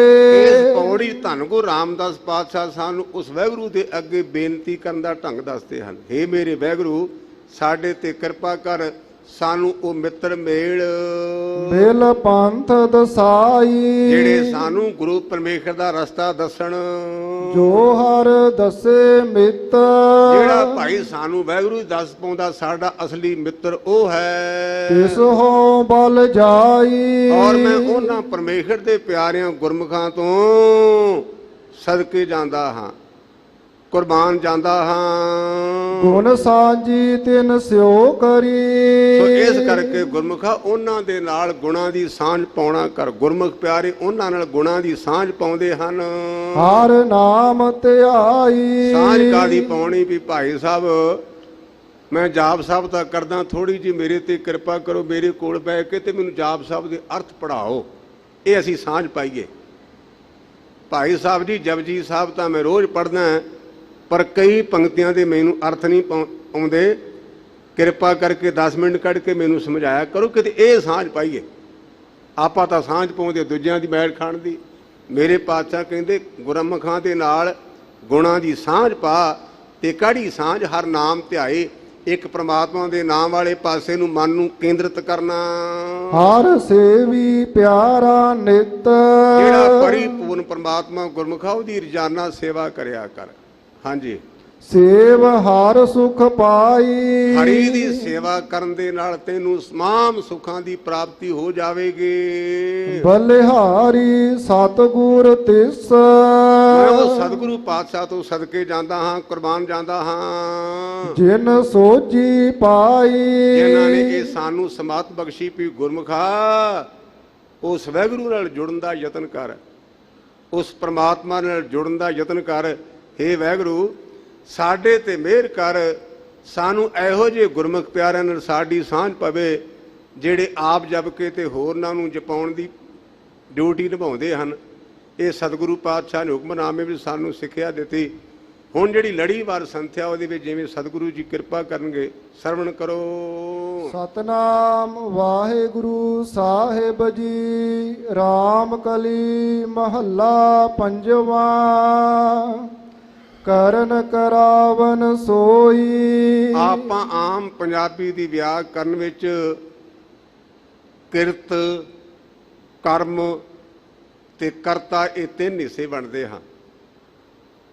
ਜਿਹੜਾ ਕਰਨ ਵਾਲਾ ਉਹਨੂੰ ਆਪਾਂ ਕਰਤਾ ਕਰਦੇ ਹਾਂ, ਕਰਤਾ ਜੋ ਕਰਦਾ ਉਹਨੂੰ ਕਰਮ ਕਹਿੰਦੇ ਹਾਂ, ਤੇ ਜੋ ਅੱਗੇ ਕੀਤਾ ਜਾਂਦਾ ਉਹ ਕੰਮ ਹੁੰਦਾ ਹੈ। ਇਸ ਪ੍ਰਕਾਰ ਮੇਰੇ ਪਾਤਸ਼ਾਹ ਕਹਿੰਦੇ ਨੇ ਭਾਈ ਉਹ ਜਿਹੜਾ ਵਾਹਿਗੁਰੂ ਹੈ ਨਾ, ਆਪ ਹੀ ਕਰਨ ਵਾਲਾ ਹੈ, ਆਪ ਹੀ ਕਰਾਉਣ ਵਾਲਾ। ਮੈਂ ਆਪ ਜੀ ਨੂੰ ਬਹੁਤ ਵਾਰਾਂ ਕਿਹਾ ਵੀ ਗੁਰਮੁਖੋ ਜੇ ਆਪਾਂ ਗੁਰਦੁਆਰੇ ਆਉਣੇ ਨਾ ਤੇ ਆਪਾਂ ਇਹ ਨਾ ਕਰਿਆ ਕਹੀਏ ਵੀ ਮੈਨੂੰ 15 ਸਾਲ ਹੋ ਗਏ ਨੇ, ਭਾਈ ਸਾਹਿਬ ਮੈਨੂੰ 30 ਸਾਲ ਹੋ ਗਏ ਨੇ। ਇਹ ਗੁਰਦੁਆਰੇ ਲਿਆਉਣ ਵਾਲਾ ਵੀ ਉਹੋ ਜਿਹੇ ਜਦੋਂ ਉਹਨੇ ਆਪਣੀ ਕਲਾ ਖਿੱਚ ਲਈ ਨਾ, ਬੈਠਿਆਂ ਬੈਠਿਆਂ ਟੇਢੇ ਹੋ ਜਾਣਾ, ਬੈਠਿਆਂ ਬੈਠਿਆਂ। ਮੇਰੇ ਪਾਤਸ਼ਾਹ ਕਹਿੰਦੇ ਕਰਨ ਵਾਲਾ ਤੇ ਕਰਾਉਣ ਵਾਲਾ ਮਾਲਕ ਉਹ ਹੈ। ਆਨ ਨ ਦਿਸੈ ਕੋਈ। ਇਹ ਗੁਰਮੁਖਾਂ ਦੀ ਅਵਸਥਾ, ਉਹਨਾਂ ਨੂੰ ਹੋਰ ਕੋਈ ਦਿਸਦਾ ਨਹੀਂ, ਸਾਰਿਆਂ 'ਚ ਪ੍ਰਮਾਤਮਾ ਦੀ ਅੰਸ਼ ਦਿਸਦੀ ਹੈ। ਠਾਕੁਰ ਮੇਰਾ ਸੁਗੜ ਸੁਜਾਨਾ। ਜਦੋਂ ਆਪਾਂ ਗੁਰੂ ਕੀ ਬਾਣੀ 'ਚ ਗੁਰਮੁਖੋ ਆਪਾਂ ਪਾਠ ਕਰਦੇ ਹਾਂ, ਧਿਆਨ ਕਰਿਆ ਜੇ ਸਾਦੀ ਜੀ ਗੱਲ ਹੈ। ਹਿੰਦੂ ਭਰਾ ਪੱਥਰ ਦੀਆਂ ਮੂਰਤੀਆਂ ਨੂੰ ਠਾਕਰ ਕਹਿੰਦੇ ਹਨ, ਤੇ ਸਾਡੇ ਤੇ ਕਈ ਭਰਾ ਸ਼ੰਕਾ ਕਰਦੇ ਨੇ ਵੀ ਭਾਈ ਸਾਹਿਬ ਤੁਸੀਂ ਕਹਿੰਦੇ ਅਸੀਂ ਸ਼ਬਦ ਦੇ ਪੁਜਾਰੀ ਹਾਂ, ਅਸੀਂ ਉਸ ਚੱਕਰ ਚੇਨ ਤੋਂ ਰਹਿਤ ਪ੍ਰਮਾਤਮਾ ਨੂੰ ਮੰਨਦੇ, ਤੇ ਬਾਣੀ ਥਾਂ ਥਾਂ ਤੇ ਠਾਕਰ ਲਿਖਿਆ, ਤੁਸੀਂ ਕਿਵੇਂ ਪੱਥਰਾਂ ਦੇ ਪੁਜਾਰੀ ਨਹੀਂ? ਇਹਦਾ ਜਵਾਬ ਗੁਰਮੁਖੋ ਇਹ ਹੈ, ਜਿਹੜਾ ਪੱਥਰ ਦੀ ਮੂਰਤੀ ਵਾਲਾ ਠਾਕਰ ਹੁੰਦਾ ਨਾ, ਉਹਦੇ ਸਪੈਲਿੰਗ ਨੇ ਠੱਠਾ, ਕੱਕਾ ਤੇ ਰਾਰਾ। ਜਿੱਥੇ ਠੱਠੇ ਨੂੰ ਕੰਨਾ, ਕੱਕਾ ਤੇ ਰਾਰਾ ਹੋਵੇ ਉਹਦਾ ਅਰਥ ਹੁੰਦਾ ਪੱਥਰ ਦੀ ਮੂਰਤੀ। ਲੇਕਿਨ ਗੁਰੂ ਗ੍ਰੰਥ ਸੱਚੇ ਪਾਤਸ਼ਾਹ ਦੀ ਬਾਣੀ ਤੁਸੀਂ ਧਿਆਨ ਨਾਲ ਸਾਰੀ ਵਾਚ ਕੇ ਵੇਖ ਲਿਆ ਜੇ, ਗੁਰੂ ਕੀ ਬਾਣੀ ਵਿੱਚ ਜਿੱਥੇ ਵੀ ਠਾਕਰ ਸ਼ਬਦ ਆਇਆ ਉੱਥੇ ਆਇਆ ਠੱਠੇ ਨੂੰ ਕੰਨਾ, ਕੱਕੇ ਦੇ ਥੱਲੇ ਔਂਕੜ ਤੇ ਰਾਰੇ ਥੱਲੇ ਔਂਕੜ। ਇਹਦਾ ਭਾਵ ਹੈ ਪੈਦਾ ਕਰਨ ਵਾਲਾ, ਪਾਲਣਾ ਕਰਨ ਵਾਲਾ ਤੇ ਲੈਤਾ ਕਰਨ ਵਾਲਾ ਇੱਕ ਪ੍ਰਮਾਤਮਾ। ਇਸ ਕਰਕੇ ਇਸ ਤਰ੍ਹਾਂ ਬਾਣੀ 'ਚ ਠਾਕਰ ਇਸ ਤਰ੍ਹਾਂ ਲਿਖਿਆ ਹੈ, ਉਹ ਪਰਿਪੂਰਨ ਪ੍ਰਮਾਤਮਾ ਜਿਹੜਾ ਪੈਦਾ ਕਰਨ ਵਾਲਾ ਹੈ, ਪਾਲਣਾ ਕਰਨ ਵਾਲਾ ਹੈ, ਲੈਤਾ ਕਰਨ ਵਾਲਾ ਹੈ, ਉਹ ਬੜਾ ਚਤਰ ਤੇ ਸ੍ਰੇਸ਼ਟ ਜਾਣਨ ਵਾਲਾ ਹੈ। ਗੁਰਮੁਖ ਮਿਲਿਆ ਰੰਗ ਮਾਨਾ। ਗੁਰੂ ਦੀ ਸਿੱਖਿਆ ਦੇ ਦੁਆਰਾ ਜਿਨ੍ਹਾਂ ਦਾ ਮਨ ਮਿਲਿਆ ਉਹ ਪ੍ਰੇਮ ਵਿੱਚ ਅਭੇਤਾ ਦਾ ਆਨੰਦ ਮਾਣਦੇ ਹਨ। ਐਸੋ ਰੇ ਹਰ ਰਸ ਮੀਠਾ। ਜਿਹੜਾ ਭਾਈ ਪ੍ਰਮਾਤਮਾ ਦਾ ਰਸ ਹੈ ਨਾ, ਇਹੋ ਜਿਹਾ ਮਿੱਠਾ ਹੈ। ਗੁਰਮੁਖ ਕਿਨੈ ਵਿਰਲੇ ਡੀਠਾ। ਇਹ ਕਿਸੇ ਗੁਰਮੁਖ ਵਿਰਲੇ ਨੇ ਡਿਠਾ। ਇਹਦੀ ਵਿਆਖਿਆ ਬਾਣੀ ਚ ਆਉਂਦੀ ਹੈ। ਬਾਬਾ ਕਬੀਰ ਜੀ, ਕਬੀਰ ਗੂੰਗੇ ਗੁੜ ਖਾਇਆ, ਪੁੱਛੇ ਤੇ ਕਿਆ ਕਹੀਏ। ਜਿਹੜਾ ਗੁੜ ਹੁੰਦਾ ਨਾ, ਜਿਹੜੇ ਗੁੜ ਦੇ ਪਾਰਖੂ ਕਹਿੰਦੇ ਵੀ ਇਹਦੇ 'ਚ ਕਣ ਬੜਾ ਹੈ, ਇਹ ਬਹੁਤ ਗੁੜ ਵਧੀਆ ਜਿਹੜਾ ਸਰਕ ਸਰਕ ਕਰਦਾ, ਉਹਦੇ 'ਚ ਕਹਿੰਦੇ ਕਣ ਬੜਾ। ਇਸੇ ਤਰ੍ਹਾਂ ਬਾਬਾ ਕਬੀਰ ਜੀ ਕਹਿੰਦੇ ਵੀ ਕਿਸੇ ਗੁੰਗੇ ਨੂੰ ਆਪਾਂ ਵਧੀਆ ਗੁੜ ਖਵਾ ਦਿੱਤਾ ਤੇ ਉਹਨੂੰ ਪੁੱਛੀਏ ਵੀ ਭਾਈ ਕਿੰਨਾ ਕੁ ਮਿੱਠਾ ਤੇ ਕਣ ਕਿੰਨਾ ਕੁ, ਵਿਚਾਰਾ ਬੋਲ ਕੇ ਦੱਸ ਨਹੀਂ ਸਕਦਾ।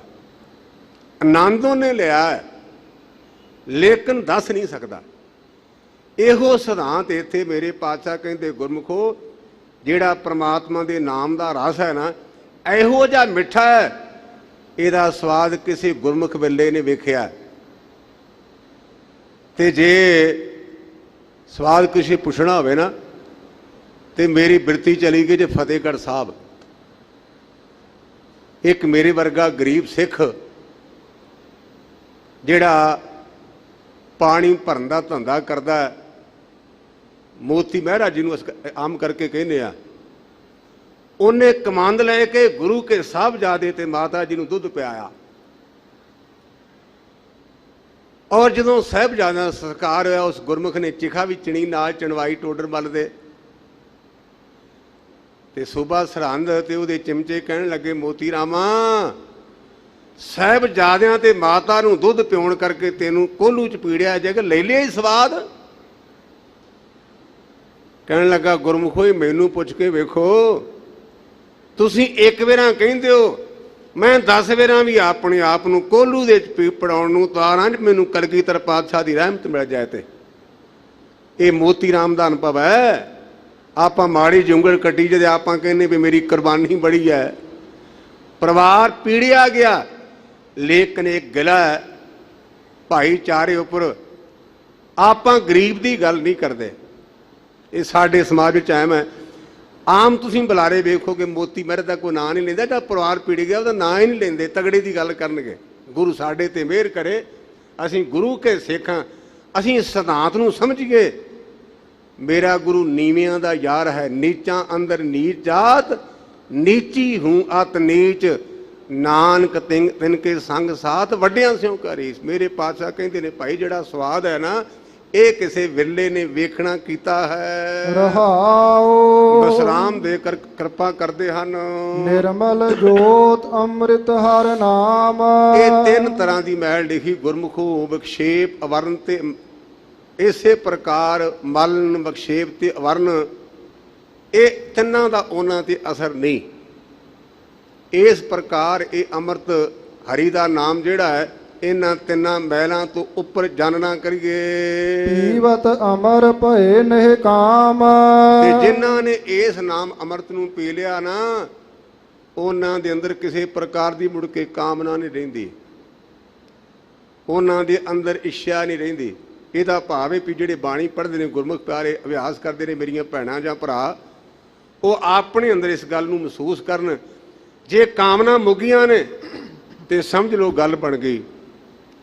ਤੇ ਜੇ ਅਜੇ ਮਨ ਕੁਝ ਮੰਗਦਾ ਨਾ, ਤੇ ਆਪਾਂ ਨੂੰ ਅਜੇ ਮਿਹਨਤ ਦੀ ਲੋੜ ਹੈ। ਮੇਰੇ ਪਾਤਸ਼ਾਹ ਕਹਿੰਦੇ ਨੇ ਜਿਨ੍ਹਾਂ ਨੇ ਨਾਮ ਅੰਮ੍ਰਿਤ ਨੂੰ ਪੀਤਾ, ਉਹਨਾਂ ਦੀਆਂ ਕਾਮਨਾ ਮੁੱਕ ਗਈਆਂ, ਕਿਸੇ ਪ੍ਰਕਾਰ ਦੀ ਇੱਛਾ ਰਹੀ ਨਹੀਂ। ਪੀਵਤ ਅਮਰ ਭਏ ਨਹਿ ਕਾਮ। ਉਹ ਅਮਰ ਮ੍ਰਿਤੂ ਤੋਂ ਰਹਿਤ ਕਰਨ ਵਾਲੇ ਪ੍ਰਮਾਤਮਾ ਦੇ ਨਾਮ ਨੂੰ ਪੀਣ ਕਰਕੇ ਕਾਮਨਾ ਮਿਟ ਗਈਆਂ।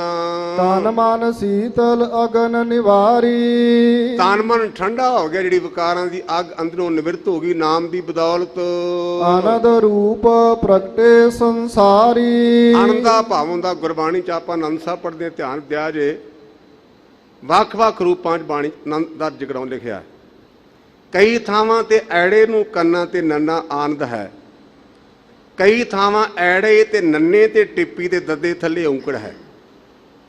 ਜਦੋਂ ਆਪਾਂ ਅਖੀਰਲੀ ਪੌੜੀ ਪੜ੍ਹਦੇ ਆ ਨਾ ਆਨੰਦ ਸਾਹਿਬ ਦੀ, ਉੱਥੇ ਹੁੰਦਾ ਆਨੰਦ ਸੁਣੋ ਬੜ ਭਾਗੀਓ, ਐੜਾ ਨੰਨਾ ਦੱਦਾ ਤਿੰਨੇ ਮੁਕਤ ਹਨ। ਇਹਦਾ ਭਾਵੇਂ ਕੰਟੀਨਿਊਸਲੀ ਆਨੰਦ ਖੁਸ਼ੀ, ਆਨੰਦ ਰੂਪ ਪ੍ਰਗਟੇ ਸੰਸਾਰੀ। ਜਿਨ੍ਹਾਂ ਦੇ ਅੰਦਰ ਸੰਸੇ ਸਨ, ਜਦੋਂ ਪ੍ਰਮਾਤਮਾ ਦਾ ਨਾਮ ਉਹਨਾਂ ਨੇ ਪੀ ਲਿਆ, ਕਾਮਨਾ ਮੁੱਗੀਆਂ, ਤਨ ਮਨ ਦੇ ਅੰਦਰ ਠੰਡ ਪੈ ਗਈ, ਉਹਨਾਂ ਨੂੰ ਲਗਾਤਾਰ ਪ੍ਰਮਾਤਮਾ ਦੀ ਪ੍ਰਾਪਤੀ ਦਾ ਆਨੰਦ ਮਿਲ ਗਿਆ। ਕਿਆ ਦੇਵੋ ਜਾਂ ਸਭ ਕਿਛ ਤੇਰਾ। ਆਪਾਂ ਆਮ ਕਰਕੇ ਸਾਡੇ 'ਚ ਕਮਜ਼ੋਰੀ ਹੈ। ਗਿਆਨੀ ਜੀ ਅੱਜ ਨਿਗਾਹ ਮਾਰਿਆ ਜੇ, ਦਾਸ ਨੇ ਰੁਮਾਲਾ ਭੇਟ ਕੀਤਾ, ਪੁੱਛਿਆ ਕਿਸੇ ਨੇ, ਕਈ ਵਾਰਾਂ ਕਈ ਰੁਮਾਲਾ ਦਰਬਾਰ ਸਾਹਿਬ ਚੜਾਉਂਦੇ ਨੇ ਨਾ, ਤੇ ਅਮਰੀਕਾ ਤੇ ਕੈਨੇਡਾ 'ਚ ਫੋਨ ਕਰਦੇ, ਭੈਣ ਜੀ ਅੱਜ ਆਪਣਾ ਰੁਮਾਲਾ ਦਰਬਾਰ ਸਾਹਿਬ ਚੜ੍ਹਨਾ, ਵੇਖਿਆ ਜੇ ਨਿਗਾਹ ਮਾਰਿਆ ਜੇ ਫੱਬਦਾ। ਉਹ ਭਲਿਆ, ਜ਼ਿੰਦਗੀ 'ਚ ਗੁਰੂ ਨੂੰ ਇੱਕ ਰੁਮਾਲਾ ਭੇਟ ਕੀਤਾ ਤੇ ਲੋਕਾਂ ਨੂੰ ਵਿਖਾਉਣਾ, ਉਸ ਵਾਹਿਗੁਰੂ ਨੇ ਤੇਰੇ ਕਿੰਨੇ ਪਰਦੇ ਢਕੇ, ਕਿਤੇ ਉਹਦਾ ਵੀ ਧੰਨਵਾਦ ਕਰਿਆ ਕਰ।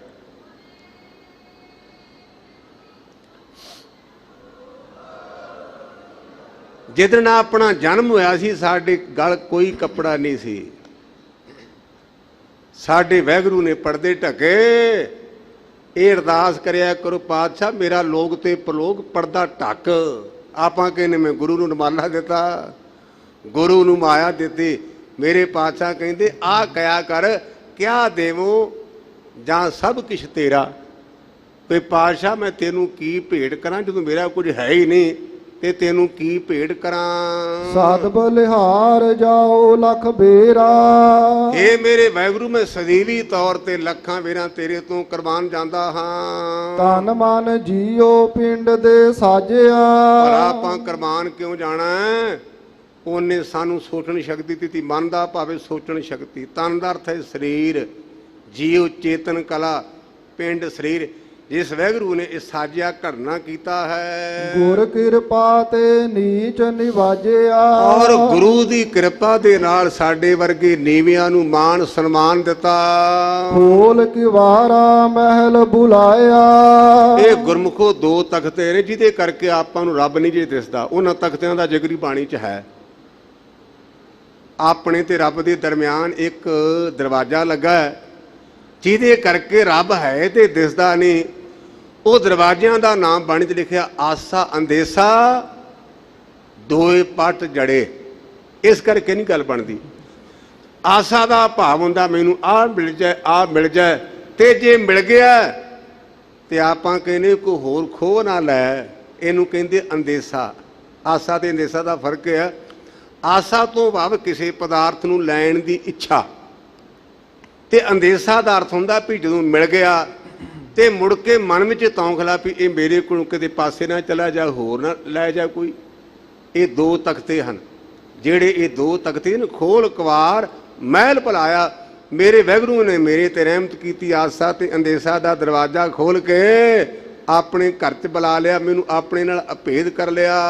ਜੈਸਾ ਸਾ ਤੈਸਾ ਦਿਖਲਾਇਆ, ਜਿਹੋ ਜਿਹਾ ਹੈ ਨਾ ਉਹੋ ਜਿਹਾ ਮੈਨੂੰ ਉਹ ਦਿਸ ਪਿਆ ਕਿ ਹਰ ਥਾਂ ਤੇ ਵਿਆਪਕ ਹੈ। ਜਤਰ ਤਤਰ ਦਿਸਾ ਵਿਸਾ ਹੋਏ ਫੈਲਿਓ ਅਨਰਾਗ। ਕਹੋ ਨਾਨਕ ਸਭ ਪੜਦਾ ਟੂਟਾ, ਸਤਿਗੁਰੂ ਪਾਤਸ਼ਾਹ ਕਹਿੰਦੇ ਗੁਰਮੁਖੋ ਜਿਹੜਾ ਪੜਦਾ ਪਿਆ ਸੀ ਨਾ ਭਰਮਾਂ ਦਾ, ਇਹ ਟੁੱਟ ਗਿਆ, ਖਤਮ ਹੋ ਗਿਆ। ਹਉ ਤੇਰਾ ਤੂੰ ਮੈਂ ਮਨ ਊਠਾ, ਪਾਤਸ਼ਾਹ ਜਦੋਂ ਤੂੰ ਮੇਰੇ ਅੰਦਰ ਵਸ ਗਿਓ ਨਾ, ਤੂੰ ਮੇਰਾ ਬਣ ਗਿਆ, ਮੈਂ ਤੇਰਾ ਬਣ ਗਿਆ, ਤੇ ਮੇਰੀਆਂ ਸਾਰੀਆਂ ਮੁਰਾਦਾਂ ਪੂਰੀਆਂ। ਮੂਠਾ ਤੂੰ ਪਾ ਵਸਣਾ। ਹਉ ਤੇਰਾ ਤੂੰ ਮੈਂ ਮਨ ਬੂਠਾ। ਮੈਂ ਤੇਰਾ, ਤੂੰ ਮੇਰੇ ਤੇ ਤਰਸ ਕੀਤਾ, ਮੇਰੇ ਹਿਰਦੇ 'ਚ ਵਸਿਆ। ਤੇਰਾ ਬਹੁਤ ਬਹੁਤ ਧੰਨਵਾਦ, ਤੂੰ ਬਹੁਤ ਕਿਰਪਾ ਕੀਤੀ ਹੈ। ਸਤਿਗੁਰੂ ਪਾਤਸ਼ਾਹ ਸਾਡੇ ਤੇ ਰਹਿਮਤਾਂ ਕਰਨ, ਕਿਤੇ ਸਾਡੀ ਵੀ ਇਹ ਅਵਸਥਾ ਬਣੇ। ਧੰਨ ਗੁਰੂ ਗ੍ਰੰਥ ਸੱਚੇ ਪਾਤਸ਼ਾਹ ਦਾ ਕੋਟ ਕੋਟ ਧੰਨਵਾਦ। ਗੁਰੂ ਕੇ ਸੰਗਤਾਂ ਤੋਂ ਕਥਾ ਵਿਚਾਰ ਕਰਦਿਆਂ ਜਿਹੜੀਆਂ ਹੋਈਆਂ ਭੁੱਲਾਂ ਨੇ, ਇਹਦੀ ਮੁਆਫੀ ਮੰਗਦਾ। ਗੁਰੂ ਪਾਤਸ਼ਾਹ ਦੇ ਚਰਨਾਂ 'ਚ ਅਰਦਾਸ ਕਰਿਆ ਕਰੋ। ਜਿਹੜੇ ਅਸੀਂ ਤੁਹਾਨੂੰ ਗੁਰੂ ਦੀ ਬਾਣੀ ਦੀ ਕਥਾ ਵਿਚਾਰ ਸੁਣਾਉਣੇ ਆ, ਸਾਡਾ ਜੀਵਨ ਅੰਦਰੋਂ ਤੇ ਬਾਹਰੋਂ ਸੁੱਚਾ ਹੋਵੇ, ਇਹ ਤੁਹਾਡੇ ਕੋਲ ਮੰਗ ਹੈ। ਦੁਬਾਰਾ ਗੁਰੂ ਗ੍ਰੰਥ ਸੱਚੇ ਪਾਤਸ਼ਾਹ ਦਾ ਧੰਨਵਾਦ। ਭੁੱਲਾਂ ਚੁੱਕਾਂ ਦੀ ਮੁਆਫੀ ਜੀ। ਖੋਲ ਕਿਵਾਰਾ ਮਹਿਲ ਬੁਲਾਇਆ, ਜੈਸਾ ਸਾ ਤੈਸਾ ਦਿਖਲਾਇਆ। ਕਹੋ ਨਾਨਕ ਸਭ ਪੜਦਾ ਟੂਟਾ, ਹਉ ਤੇਰਾ ਤੂੰ ਮੈਂ ਮਨ ਊਠਾ। ਵਾਹਿਗੁਰੂ ਜੀ ਕਾ ਖਾਲਸਾ, ਵਾਹਿਗੁਰੂ